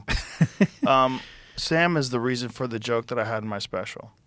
We lost a lot of people during COVID, and most of them are still alive. Yeah. I feel like we lost Sam. And I think whether Sam realizes it or not, it had a massive impact on the number of people that take his position seriously, because he's unwilling to acknowledge that the vaccines clearly damaged a lot of people, unwilling to acknowledge that they weren't necessary, especially in kids and in younger people, and I think any healthy person under a certain age, unwilling to acknowledge that many other things could have been done to prevent serious illness and hospitalization other than just this vaccination, and that this vaccination is seriously flawed.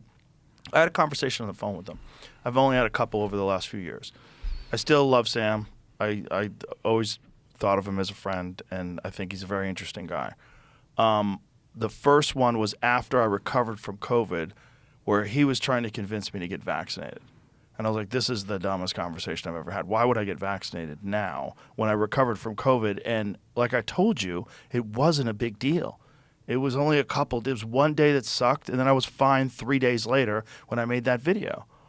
There was no logical it was the same conversation that I had with Sanjay Gupta on the podcast, where he's like, are you going to get vaccinated? And I'm like, why would I do that?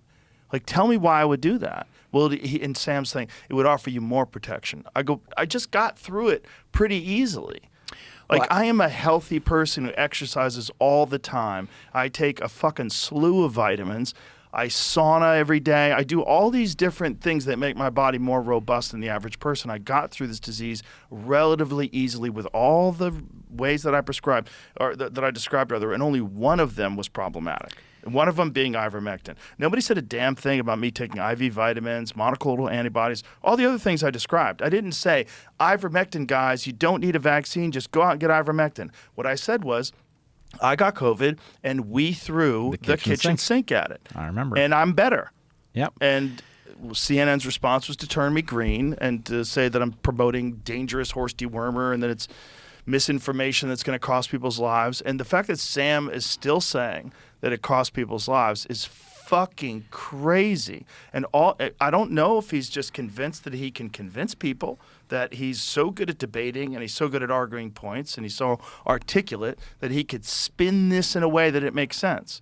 But it doesn't make sense. And in fact, if you promoted the use of vaccines and it's been shown that these vaccines have caused serious injuries and death to people that didn't need them, I would say you caused death, especially if you're a person that people hold in very high esteem. For someone that people respect their opinion and take it very seriously and would refer to them as an expert. I totally agree with you, and there's something just weird about the fact that here we have I think you and I would both agree, a highly intelligent person who prides himself on analytics, and yet even as the story is breaking, even as the evidence of vaccine harms becomes unambiguous, and maybe more to the point in this case, even as Paul Offit has now in several different places said that all the top people in the public health regime who were issuing these diktats all knew that natural immunity was the best immunity you were going to get, right? So the evidence is right there that they lied to us in public, that you had it right. There would have been no purpose in you getting a vaccination after you had already recovered. And I would add one other thing. The evidence that vaccinations often make you more vulnerable is unambiguous. In the case of something like a COVID vaccine, or, in the recent revelations about flu vaccines making people more susceptible to flu, there's a strong argument to be made that what's going on is you have acquired an immunity through an infection. now somebody injects you with something that either, in the case of the flu shot, has a bunch of antigen in it, or in the case of the COVID shot, causes your body to produce a bunch of antigen. Well, what's that going to do? That is going to attract the attention of all of the cells in your immune system that are supposed to be surveilling for the disease in question, and it's going to occupy them. So one of the mechanisms by which a vaccine can actually make you more vulnerable is that it can take an immunity that you've already gotten through fighting off an infection, and it can draw it to the wrong place when the disease is still circulating. So Sam is saying something nonsensical. Sanjay Gupta was saying something nonsensical. They were actually giving you advice that has a very clear mechanism by which it would make you more vulnerable to the disease that they think you should do everything in your power to make yourself less vulnerable to. They're just simply not saying something analytically robust. And I would also point out, this question about whether or not Sam is responsible for people's deaths. I want to do this carefully because I think it matters, and I know that you I wouldn't say he is. I would only say he is if he's saying that I am. Right. It's not something that I would go out and say. I wouldn't. Right. Here's how I would do it rigorously. Okay. I think the discussion, a robust, open discussion about a complex set of facts, that discussion is how we find the truth. Right. The truth gives us an opportunity to become safer. So my feeling is everybody gets credit for participating. Anybody who participates in good faith in the conversation about what the right thing to do is part of the solution, even the people who get it wrong. I would agree with that. However, as soon as you start making the argument that you're wrong and that means you're putting people's lives in jeopardy, my feeling is, well, then you're changing the rules. You're setting a standard that we have to be right or we're responsible for whatever deaths might befall us. We have to do more than just participate in good faith in the conversation. We have to be right. So that means, Sam, when you're wrong, you become responsible for the deaths that resulted from your bad advice. You wouldn't have been responsible in the first place, except that you decided these were the rules of engagement. You decided that the people who were wrong in the argument are responsible for the deaths. And guess what, Sam? You were wrong. People died. People got a vaccine that they shouldn't have gotten, and they died. Children died, right? That's on you because you decided those were the rules. And I don't know. I hope Sam can find his way back. I think Sam has a real problem with admitting wrong. Admitting you're wrong requires you to admit that you're fallible, that your intellectual rigor in pursuing this very complex scenario that we all find ourselves in that's very novel. You made errors. You trusted establishments that were compromised. You trusted experts who were incentivized to deliver this propaganda that this was the only way out of this. You had to get vaccinated. And I think a lot of it was he had an initial experience with someone that he knew that had got COVID, that got very sick. And it was a young, healthy person who was a skier, relatively young, in Italy. And I don't know what treatment they got. I don't know what the situation was. I do know that supposedly they had been heavily drinking while they were there, like on a ski trip, getting drunk, get COVID, got really sick, and wind up getting very fucked up by it. I think that scared him. And I think he was initially he was one of the bigger, like the people that I was in contact with that was warning me that this is not the flu, this is really dangerous. And I took it to heart. And like I've publicly said many times, I was not just willing to get the vaccine, I tried to get it. The UFC allocated, this was early on in COVID, the UFC allocated a bunch of COVID vaccines for their employees. I got there the day of the fights. I asked to be vaccinated the day of the fights. I didn't even think about it. I thought if it was like a flu vaccine, I'd take a flu shot and go commentate. It wouldn't even bother me. I don't think, maybe I'd feel a little bad, but it would be fine. I'd drink coffee, whatever. I'll be okay.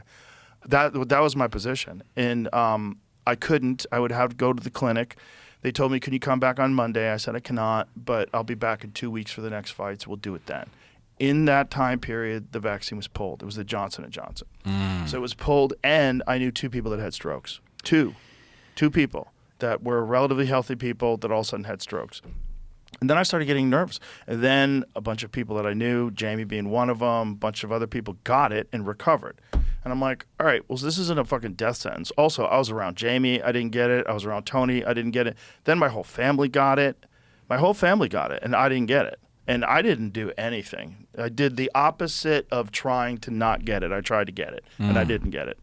And I'm like, okay, well, this isn't what everybody's saying it is. It's clearly not what everybody's saying it is, especially not to I would say on the healthy scale, I'm an outlier. I'm very healthy because I spent a lot of time working on it. Yep. And I don't think you should punish people that are unhealthy. But I also don't think you should punish me and force me to take a medication under the guise that it's to protect the people that are unhealthy if this fucking stuff works. Because if it works, they should take it and they'll be protected. It didn't make any sense that everybody who was not vulnerable was going to have to take this medication. It was just complete illogical thinking. Like, does it work? Does it stop transmission? Does it stop infection? That's the initial assertion. If it works, I don't need to take it. Right. They need to take it, and I'm the fool if I don't take it. None of this made any sense, but it was just like cult thinking. It was like it had become this, we had been isolated, this bizarre psychology experiment had been done on every living human on the planet.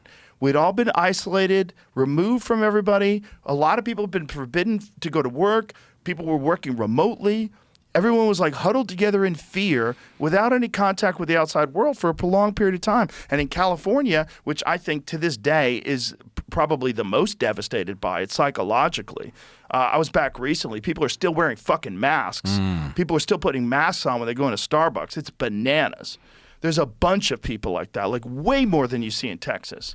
If I see someone with a mask in Texas, I assume it's either a very vulnerable person who's filled with anxiety, is mentally ill, or severely immunocompromised. Someone with cancer, someone's going through chemotherapy, what have you, which makes sense. Yep. But the psychology aspect of it was very strange because people just thought that this one solution was the only way out. And if you resisted this solution, you were keeping them from returning to a normal life and you were a fucking problem. And I saw people that I knew, that I was friends with, that were referring to unvaccinated people as plague rats online.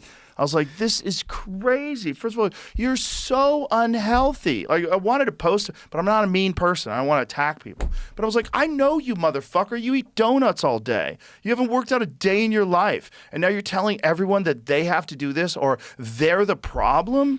Like, you're so vulnerable to everything. You have no vitamins in your system. And you're out there telling me that the only way for me to get healthy is that I have to get vaccinated, I have to get injected with some experimental gene therapy? And that's the only way? Even after I've gotten the fucking cold and gotten over it? This is pure madness with no objective analysis of all the details and the facts and a logical conclusion, a logical breakdown of their perspective on what this thing was. No, it was all groupthink. It was all adherence to this one doctrine. There's the vaccinated and the unvaccinated. I had people on my podcast like, this is a pandemic of the unvaccinated. I'm like, shut the fuck up, you parrot. Like, are you a man? Are you an actual human being? How the fuck did we survive 1 million years of evolution to get to you, you fucking bag of milk? Like, what are you talking about? Everybody has to do what you did? You're not even healthy. This is so crazy. You're jumping into the game in the fourth quarter and telling people how to play. Like, you didn't play the game. You didn't do a day. You sat on the fucking bench. You did nothing. And now all of a sudden you're talking about health? This is crazy. It's like the moment that I had Peter Hotez on.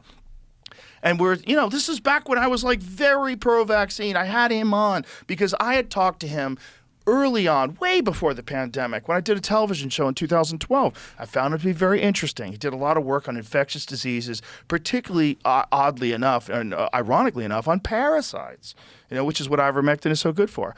He was talking a lot about parasites in tropical climates and how so many people have parasites.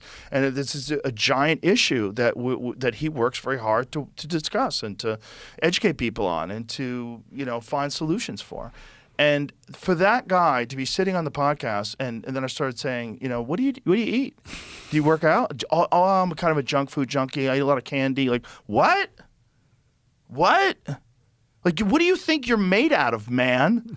Okay, if you know anything about biology, your fucking cells are literally constructed based on the food that you eat. It's the only thing they have. It's all you have to keep your body robust and vital. Your body needs protein, it needs vitamins, it needs carbohydrates, it needs all these things. They've been documented. You're ignoring that because you like mouth pleasure. You're obese, you're ignoring that, you don't work out, you're not fit, your body's not robust, you don't sauna, you probably don't take any vitamins. Like, this is crazy that you're giving out advice and you're doing it publicly. You're publicly discussing all these things as if it's not that big of a deal that you don't do these other things because vaccines are very important. What's fucking important is be healthy. And the fact that you can ignore that while giving advice is wild. Just absolutely wild.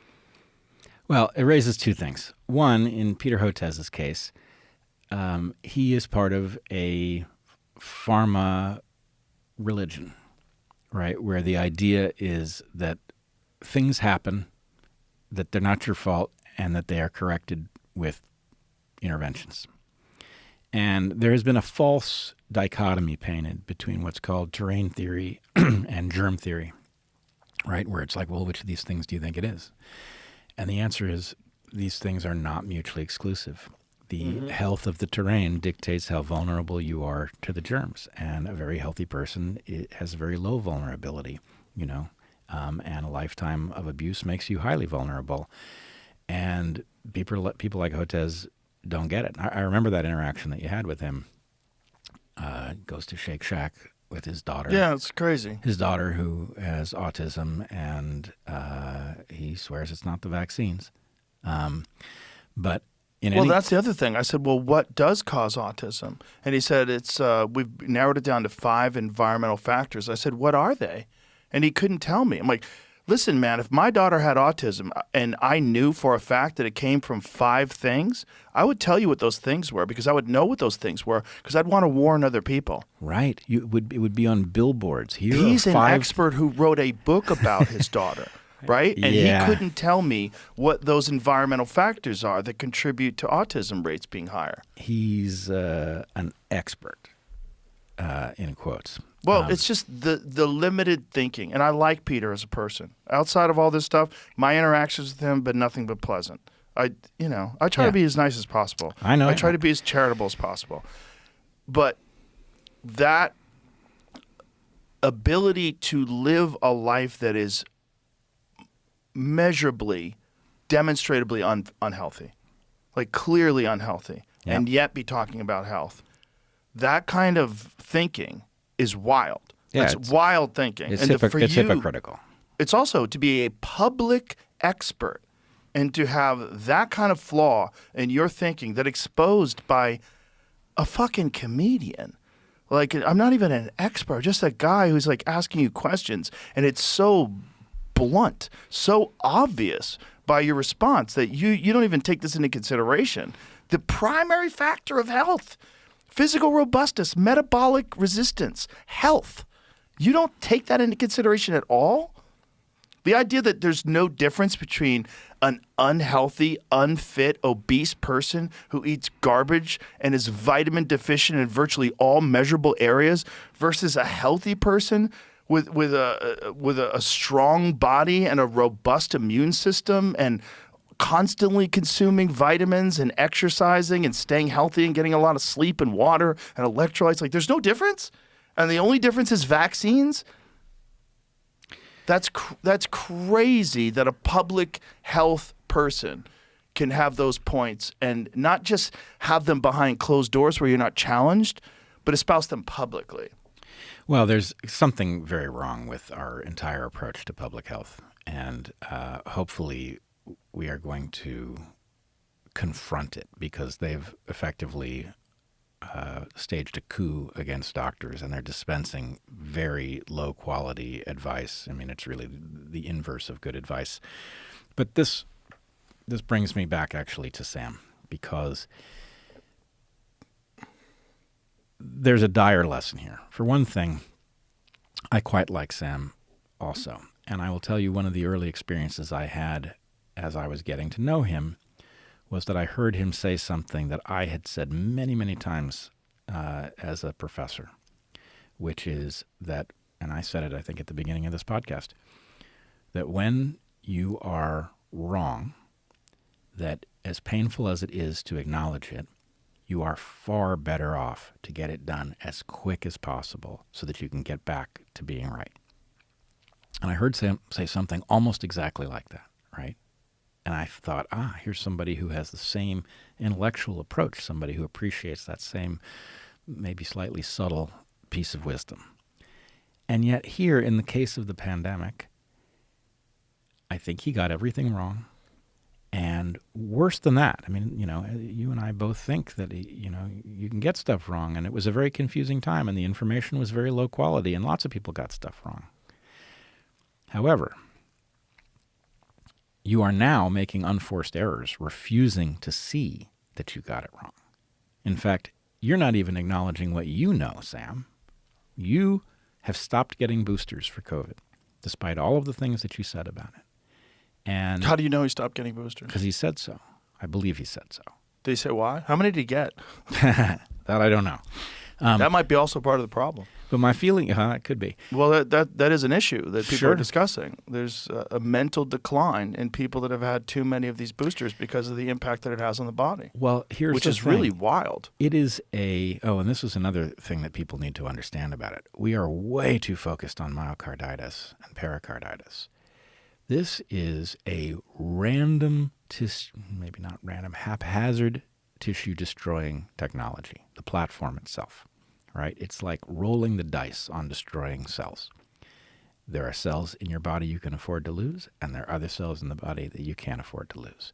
And if you take a bunch of boosters, each time you take one, you're rolling the dice on losing a bunch of cells that you may or may not be able to afford losing. So the fact that that includes things in the nervous system, well, of course it does. It's completely haphazard. So anyway, what I don't get is somebody who obviously believes in rigorous thought must believe in correcting their course when they've got something wrong. That's the key to rigorous analytical thought. And yet in this case, he appears, ironically enough, coming from Sam, it's faith. He has faith that whatever he said must have been right, even if he has to do that little trick he does where it's like, well, if the facts had been different, then I would have been right. That thing was crazy. Yeah, what is that? That argument was the most bizarre. And that was the first conversation that I had with him, where he was upset that we were making fun of that. No, that actually was the second. The first one was him asking me to get vaccinated. The second one was we were talking about how crazy it is to say that if it killed a bunch of kids, then of course you would have to take it. Like, what? What? Right. Well, if I was right, then I would be right.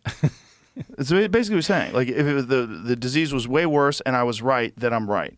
But the disease wasn't that, and you weren't right, and they didn't have to. So what the fuck are you saying? Right, and other people were right. And again, you could be on the same level with all the people who got it more right than you if you were simply decent about what it meant to disagree. So let me explain this. So this conversation was after we'd talked about this on the podcast, and I thought I handled it very charitably. He was upset that people were going to attack him, so he called me, we talked. He wanted to talk to me, and I said that I won't do it until you talk to Bret. He's terrified to talk to you. Yeah. He claims to be willing to sit down and talk to everybody. He said he won't platform you or something about the disinformation that you spread. Have a conversation with him. But it's like a guy who knows he can't beat up Mike Tyson. He's like, fuck Mike Tyson. Like, why don't you go say it to his face? I don't have a desire to be in the room with that guy. And like, oh, fuck that guy if I see him. But I'm not going to see him. I'm going to, it's like he's avoiding you. And he's avoiding you because he has said so many things that are incorrect, that are provably incorrect. And he has not admitted any of that. So he has the burden of these years of saying all this incorrect stuff and then being supported by a bunch of other people that have also said a bunch of incorrect stuff, and they all kind of group up together and gang up and talk in the comments, and then they get destroyed by everybody else. It's kind of wild to watch, like some of these posts and the chaos that goes on in the comment section. It's just the complete dissolving of the appreciation of him as an intellectual. It's like we've watched it. He's destroyed it in front of our eyes. Like so many people that I talk to that used to love Sam Harris will tell me, like, I used to love that guy. What the fuck happened to him? Oh, the people who are angriest at him are people who were devoted fans of his. Yes. I don't know if he even knows that. No, I don't think they know it either. Well, I'm one of them. You know, I think you gotta parse out the correct things that a person said from the incorrect things that a person said. I think Sam's had some pretty spectacular debates in the past. I thought they were fantastic. He's a great thinker and a great speaker, but he's just been so wrong on this for so long that he's stuck. And so now he's not making sense. Yeah, he's stuck. And I would say, you know, look, the principle that you and I shared, Sam, where it doesn't matter how painful it is to admit that you were wrong, you're just far better off doing it at whatever point. Yeah, but if he thinks he's right, have a fucking seat across the table from Mr. Weinstein and talk. And he don't want to do that. He wants to talk to me. He says that I'm responsible for people's deaths. He said that my show is a cultural disaster. I think that was the quote that he used. Right. And in fact, what? I think it makes the same point as this accidental natural experiment run by the courts, right? Is the Joe Rogan experience like the gold standard of how to make intellectual progress? Absolutely not. Yeah. I mean, look at your table. No, yeah, I got mammoth teeth, and I got an Olmec head here, and wolf tooth. I got a wolf tooth. Right. This is the methods. Chaos. The methods section tells Crystals. the tale. On the other hand, by what degree did you beat Sam Harris, whose method amounted to listening to the right people? Right? The right people were lying. I don't exactly know why they were lying. I don't know how they got there. Maybe it's a wide range of explanations. But the point is, actually, the method that you used, which was talking to people and hearing them out and challenging them when they said stuff that didn't make sense, that method worked pretty well. Were you going to get the shot? You were. Did you get it? No. Did you end up avoiding it? Did you get wise fast enough to stay away from it? You did. Did you have ivermectin when you got sick? You had it available. You used it. These things worked well. And I guess the point is, this is a classic case of the proof is in the pudding, right? I will take that accidental natural experiment run by the courts over some fancy randomized control trial where I can't even figure out what they did and why they kept moving the goalposts in the middle of it any day of the week. Not only that, but one that was funded and designed specifically to achieve a desired result, and if it didn't, they hid it.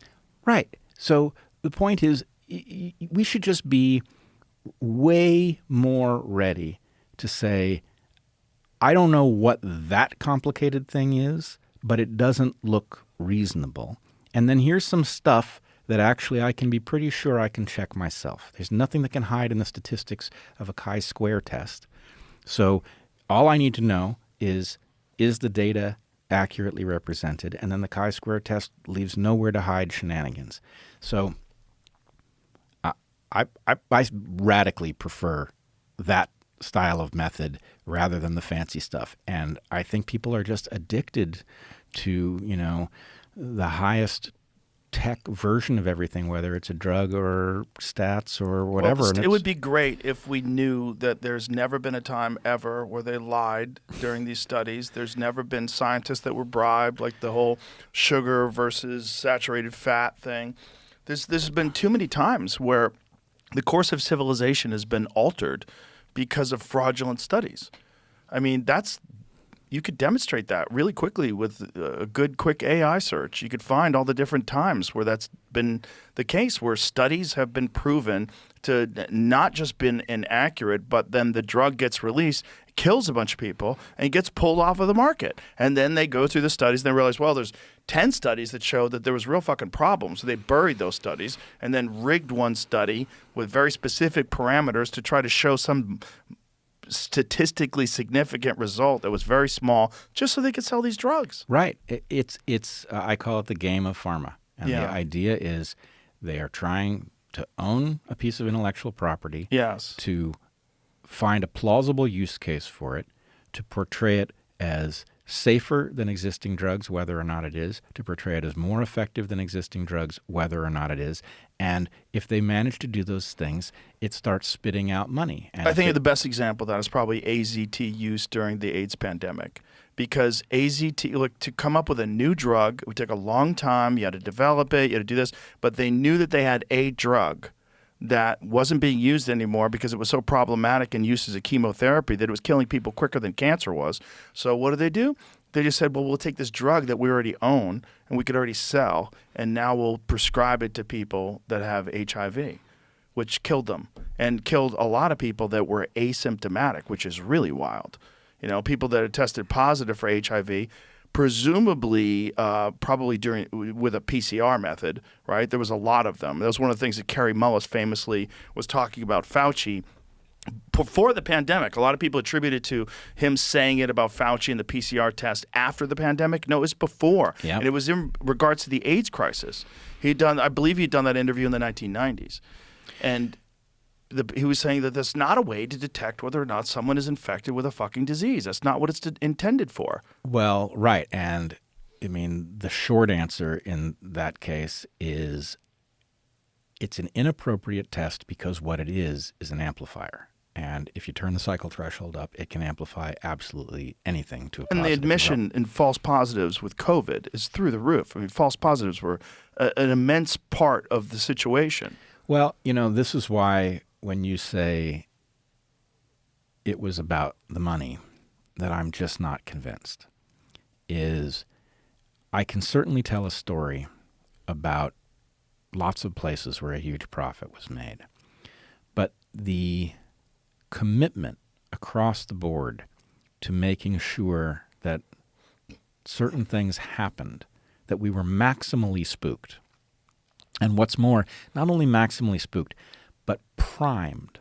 Before the thing supposedly hit our shores, we were primed to be expecting a certain disease, and so we hallucinated that disease. Doctors were primed to imagine that they were about to be dropping like flies because they were going to be forced to deal with these sick people who had this very destructive disease.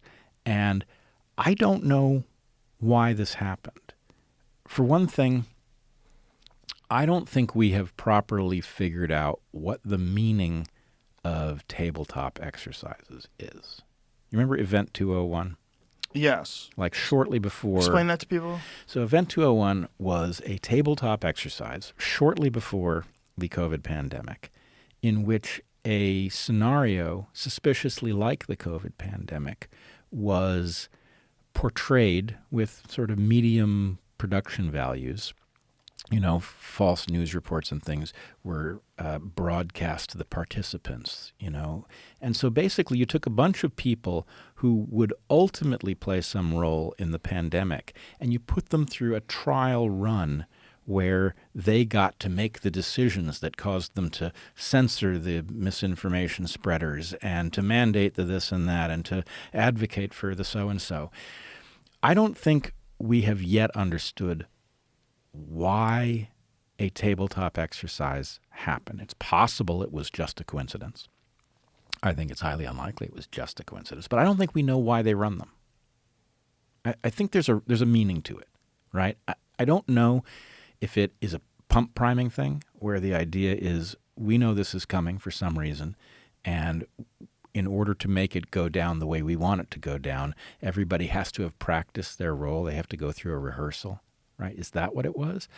Is it a mechanism of spreading a kind of word in a way that has plausible deniability so that people will understand that some powerful force is engaged in something? I don't know. But what I do know is that we haven't figured it out, that it's just this weird historical anomaly that, oh yeah, there was a tabletop exercise, wasn't there? And it looked an awful lot like COVID. Yeah, and people would just say that was a coincidence that they And did it could that. have been. Could have been. But the question is, what I want to know is, if you're constantly running tabletop exercises with infectious diseases so that Event 201 stands out because it just happened to be the one that was shortly before the pandemic and it got lucky with respect to some of the parameters being right. Okay. But it's like when I first discovered that I had, I think I probably mentioned this to you, when Heather and I finished the first draft of our book, we were in the Amazon for 2 weeks, intentionally insulated from all contact with the world. And we emerged to this military checkpoint at which you transition from out of contact to back in contact. And so we're sort of looking at our phones, and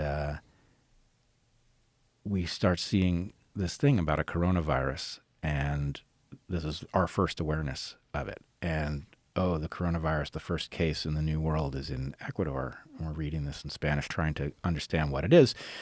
And it's, a bat coronavirus has escaped, the zoonotic, this, that, and the other. And because I was a bat biologist, I briefly looked into it, figured out who the bats in question were, where the disease came from, all of that. And I tweeted to my followers, this is a developing story, but it adds up based on what I know about the bats. And one of my longtime followers tweeted back. He says, oh, so you think it's just a coincidence that it happened on the doorstep of a biosafety level 4 laboratory studying these very viruses? And I thought, first of all, what's a biosafety level 4 laboratory? And then I thought, well, maybe that's not a piece of information worth processing if there are 1,000 laboratories studying these viruses. But if there's only one, then I just got it wrong. Then this is significant. And so it literally is exactly 1 hour between my tweeting, hey, this story makes sense to me, my getting this pushback, and my tweeting, I take back what I said. The story may not be what it appears to be. This is very, very early on. It's my first awareness. It took exactly 1 hour for me to wake up. How does this other guy know about the biosafety lab already? Well, I don't know. What's his background or her background? It's an anonymous account. He still follows me, but I don't know what his background was. Probably a Fed. I don't think so. Whistleblower. I think this was already being discussed in public, and because I was coming out of the Amazon, I was a couple weeks behind. I see. And so anyway, I'm really glad that it got caught on Twitter, that both my error and my correction 1 hour later, like almost exactly 1 hour later, just by pure accident. Okay. So that was like the beginning of my being red-pilled on COVID, was getting schooled over biosafety level 4 laboratories studying bat coronaviruses in the exact place where this thing emerges. So in any case, point is, if there were 1,000 biosafety level 4 labs studying bat coronaviruses, then the fact that there happened to be one nearby where this virus showed up wouldn't necessarily mean anything. But if there's only one, it means a ton. If there were a tabletop exercise per year simulating a pandemic, then the fact that there happened to be one right before COVID wouldn't be very meaningful. But if there aren't one a year, then it is highly significant that something happened. It's a conspicuous piece of evidence. Of what? I don't know. But I think we need to understand how it works. Do you hear this? Crimson Contagion was a joint exercise conducted from January to August 2019 in which numerous national, state, and local and private organizations in the U.S. participated in order to test the capacity of the federal government and 12 states to respond to a severe pandemic of influenza originating in China. Whoa. I've never even heard anybody talk about that. There's an article posted in the New York Times on March 19th, 2020 about that. Too. Wow. Yeah, March 19th. Wow. Before a virus outbreak, a cascade of warnings went unheeded. Government exercise, including one last year, made it clear that the U.S. government was not ready for a pandemic like the coronavirus, but little was done. That's one way to put it. It showed they weren't ready. Well, it might be they were preparing for whatever the hell this was that they knew was going to come. Well, and, I think what I now know as somebody who got educated by the pandemic is they were very ready. Not ready in the way that you and I would want them ready. Not ready with cures. Right. Not ready with ways to protect the public, to inform them in how to behave and all of that. What they were ready with was a campaign of lies designed to do what? That I don't know. Like, if the idea was to make money, I don't know why they delivered such a dangerous shot. Seems to me, and I've wondered a lot about this. If they had delivered an inert shot, I don't know what world we'd be living in today, because they could have pretended that it was highly effective, that it saved us from the terrible disease, that those of us who worried about the technology were wrong. They could have used their statistical shenanigans to pretend that anything had happened, and they seem to me to have screwed up, having delivered a shot dangerous enough that we can all detect the safety signal among our friends, right? So that raises the question to me, did they not understand that it was as dangerous as it was? I don't think that can be true based on what we know from Robert Malone about the history of this technology. They didn't think it was safe. So is there something important about injecting people with it? Do they want people actually injected with the thing? That's not consistent with the argument that they were just trying to make money, right? Because blanks would have been safe, not effective, but what they gave us wasn't effective. What was the purpose of injecting people with a contaminated, dangerous, novel platform so-called vaccine? That just when seems you like say contaminated, do you think they realized that it was contaminated? And when by contaminated, we're talking about SV40, we're talking about DNA. I think they knew. Yes, they had to know that it was contaminated. So what would be the motivation to do something like that? It doesn't even make sense other than money. And the money was substantial, right? To dismiss the money aspect of it, when you talk about hundreds of billions of dollars. Okay, but if we're going to talk about the money, then we have to put the money in the proper context. Okay. The huge amount of money that was made on the mRNA platform during the pandemic is nothing compared to the money that will be made from the mRNA platform in the aftermath of the pandemic, except that because Podcast World caused the dangerousness of the vaccine campaign to become famous. And that's not an understatement. Imagine if we had to live off the narrative of the mainstream television. Well, this is why the First Amendment is this absolute must be protected at all costs question, right? The censorship, just as the ivermectin story doesn't get enough play because really the ivermectin story is the flip side of the vaccine story, the vaccine campaign wouldn't have worked if people had safe alternatives, of which there were many, okay? The vaccines were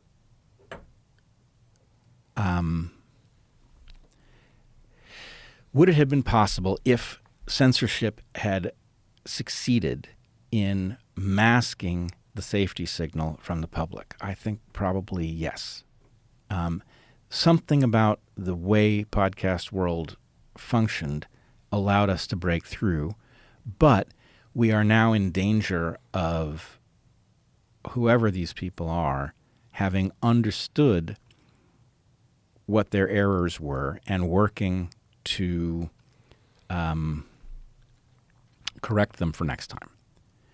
Which actually brings me to another matter. It's a little strange, but I do want people to be aware. They may have noticed Michael Burry, who was famous character from The Big Short, the real broker who's represented in The Big Short by Christian Bale, has been sounding the alarm about bubbles in the stock market. I'm concerned that there is also a great deal of fraud in the stock market. So these are two different mechanisms by which the wealth of average people gets transferred to well-positioned people who have better information. The degree to which the stock market may be overvalued is substantial. And I don't know if you've been tracking. Have you ever read The Great Taking? No. Great Taking is a very good, very scary short book. David Webb is the author. And what he describes is a trap that we in the public have been subjected to that we don't know is there yet because it hasn't been tripped. And what he argues is that there are a great many assets that we think we hold, that we believe we understand our relationship to, that are actually poised to be taken from us in a financial collapse. So, for example, stocks used to be held in paper form. You had stock certificates in your safe, right? And so the laws that govern physical ownership governed them by virtue of the fact that this piece of paper was your indication of ownership. The way we own stocks has now changed. So if you have stocks, you don't have a stock certificate. Your stocks are held in sort of the same way that your cryptocurrency is held if it's in an exchange, where you don't really have cryptocurrency. What you have is an IOU from a company that has cryptocurrency, and as long as the company remains solvent, then it's the same. You can use it, you can take it out, you can put it in. But the problem is that these stock certificates that we no longer have been replaced by an agreement that has contingency clauses. Those contingency clauses mean that your stock can be used as collateral by the holder. And if they need to satisfy a debt because of insolvency, that your stock becomes the way to satisfy the debt. So in other words, there's a hidden mechanism whereby you could suddenly discover that somebody else has used your stock and not paid you in order to settle a debt of theirs, right? It's not a big deal as long as the market remains stable, because the creditors in question aren't going to go, or the debtors in question aren't going to go insolvent. But okay, the punchline, though, is this. That's not the only place where we in the public are vulnerable. Another place, and this is speculative on my part, I would love to be told that I'm imagining things and the danger that I see is not real.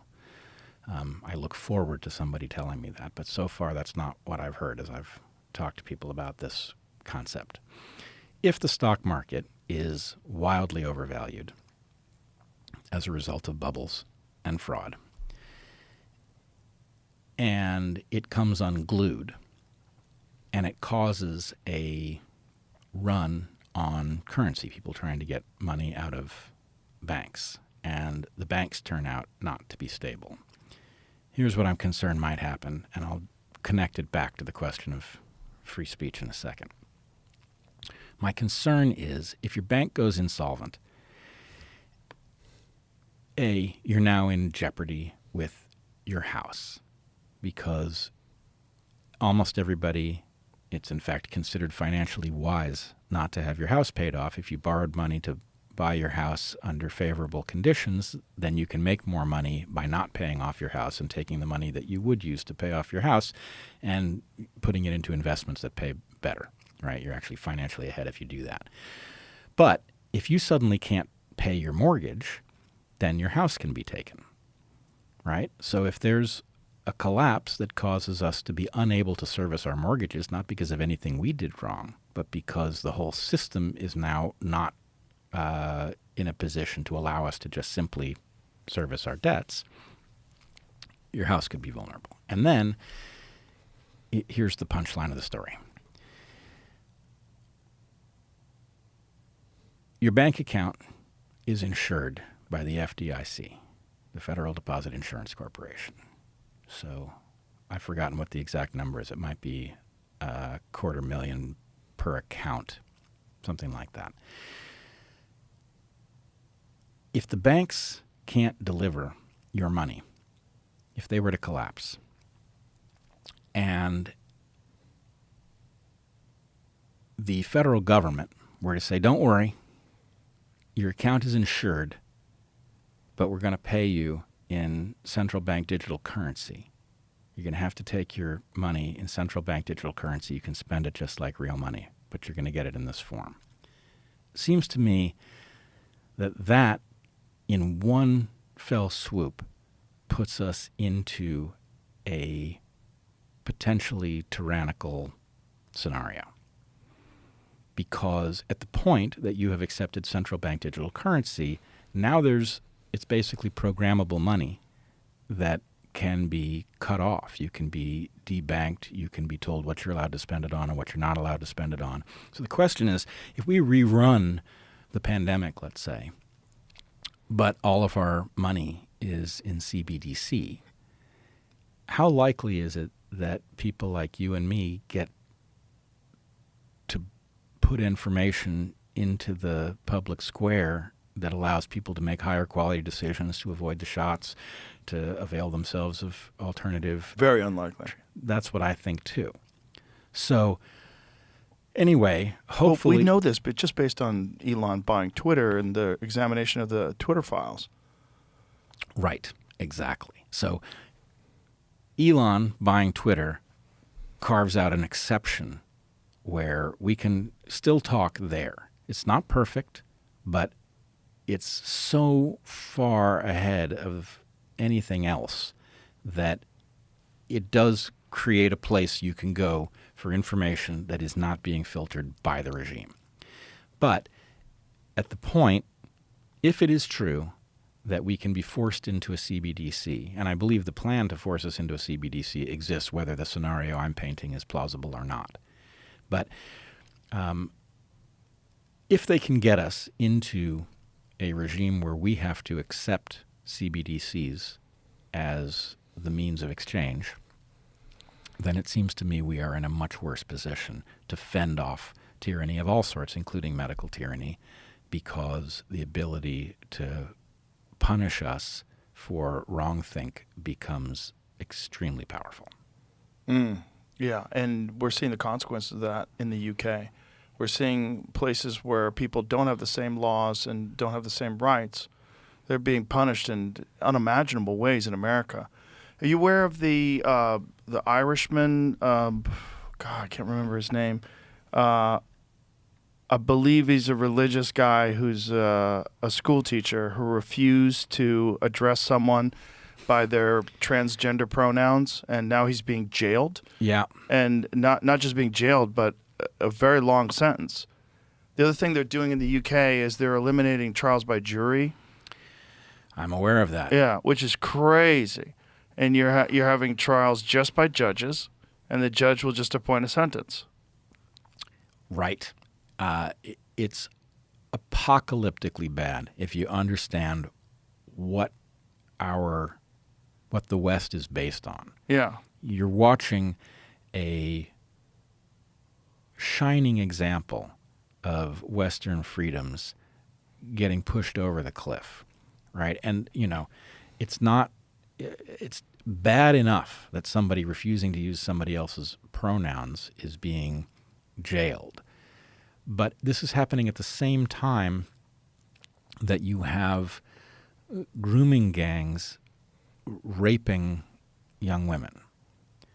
And talking about it is understood, it's wrongthink, right? That acknowledging that you have an immigration problem and that there's a dynamic in play that involves certain populations that are prone to seeing the British people not as their countrymen, but as something else, as prey. Yeah. That's something that obviously a society needs to be able to talk about. And this is happening at exactly the moment when the society in question is losing the ability to talk freely because it doesn't have an industrial strength constitution the way we do. And that same society is having digital ID pushed on them. Yes, they are. And their ability to discuss the wisdom of this is, of course, downstream of their right to speak freely. So, I will say I have multiple friends in the UK who are all looking at this system and thinking about getting out. Yeah, I do too. I know quite a few. Yeah. It's spooky. It's beyond spooky because, again, it's the differences in the quality of our Constitution that has protected us so far, but it's not like it hasn't been targeted. Right. Clearly. Just the Twitter files alone just shows you what happens when intelligence agencies get involved in distribution of actual factual information, and they suppress it. Yeah. Whether it's the Hunter Biden laptop story, which Sam Harris also had a wild take on. Like he didn't care if Hunter Biden had children's corpses buried in his basement or whatever the fuck he said. Like, what? You wouldn't care about that? Like, that wouldn't be nuts to you? I get you're trying to be hyperbolic and you're trying to be, entertaining, but that's fucking crazy to say. Well, and, what he was trying to say is absurd. That Trump is really bad. Yeah, well, as always, that's what he's trying to say. But in this case, what he was really trying to say is Hunter Biden isn't Joe. But that's not really true because Hunter Biden and Joe are tied together in their corruption. And that's obvious from the fact that Hunter Biden was at Burisma on the board making deals in Ukraine, which then breaks out into war, a war whose purpose I'm not sure we understand, seems to have multiple purposes, a money laundering operation, who knows? I mean, all sorts of ghastly things are possible, but we out here in public are forced to guess at the meaning of all of these events. And when Sam says that it wouldn't matter if Hunter Biden had, children's corpses in his basement, the answer is actually there are children's corpses. They're not in anyone's basement. They're in Ukraine, which has some relationship to Biden family corruption, which has some relationship to DNC corruption. So listen up, Sam. You got to pay attention to that stuff because these things aren't unconnected. It's not that somebody who happens to share the last name of the president, has a drug problem and a sex problem. It's that the presidential family is deeply corrupted by something which is manifest in this son who can't keep a lid on it. Well, also just the obvious take of them all being pardoned, like the whole family being pardoned for everything. Like, what did you do? You're not even being charged with anything. Like, why are you pardoning his whole family if there's not some real thing that you're concerned with them being prosecuted for? Pardoning his whole family plus Anthony Fauci. Yes. And from I think 2014 on, which is just, first of all, leaves him very vulnerable to the AIDS crisis. Right. I don't know if they took that into consideration. Also, does that leave him vulnerable to perjury? Well, because when it comes to the Rand Paul stuff, where he was saying that it was not in any way, shape, or form gain of function research. You do not know what you're talking about. That was not gain of function research. Everybody agrees it's gain of function research now. That was just a flat out, bald-faced lie. I think the pardon, I think the pardon is invalid on at least one, maybe two grounds. Not my area of expertise. However, the idea of a blanket pardon where you do not specify what the person is being pardoned for, I believe that is a violation of equal protection under the law, because what it effectively does is allows the person with the power to pardon to create a enabled class of citizens that are capable of simply engaging in whatever crime they want. Secondly, there's a question about whether or not Joe Biden actually pardoned Anthony Fauci knowingly, given his compromised mental state, given the likelihood that the pardon was auto-pen signed. So I think there is a question about whether or not the pardon would be upheld by the courts. But I do think they're telling us an awful lot by virtue of the fact that Anthony Fauci was pardoned. Right. He's supposed to be the guy that saved us. And he gets a pardon that goes all the way back to 2014. Yeah. He just so happens to be both the guy who saved us and the guy who offshored the research to Wuhan that produced the thing. It's a little too coincidental. Yeah, it's crazy. We're well over 3 hours here. Anything All right. else? Should we wrap this up? Maybe we should wrap it up. Okay. Thank you, Brett. It's always great to see you, my friend. Great to see you too. Thank you for everything. Really appreciate you. All right. Bye, everybody.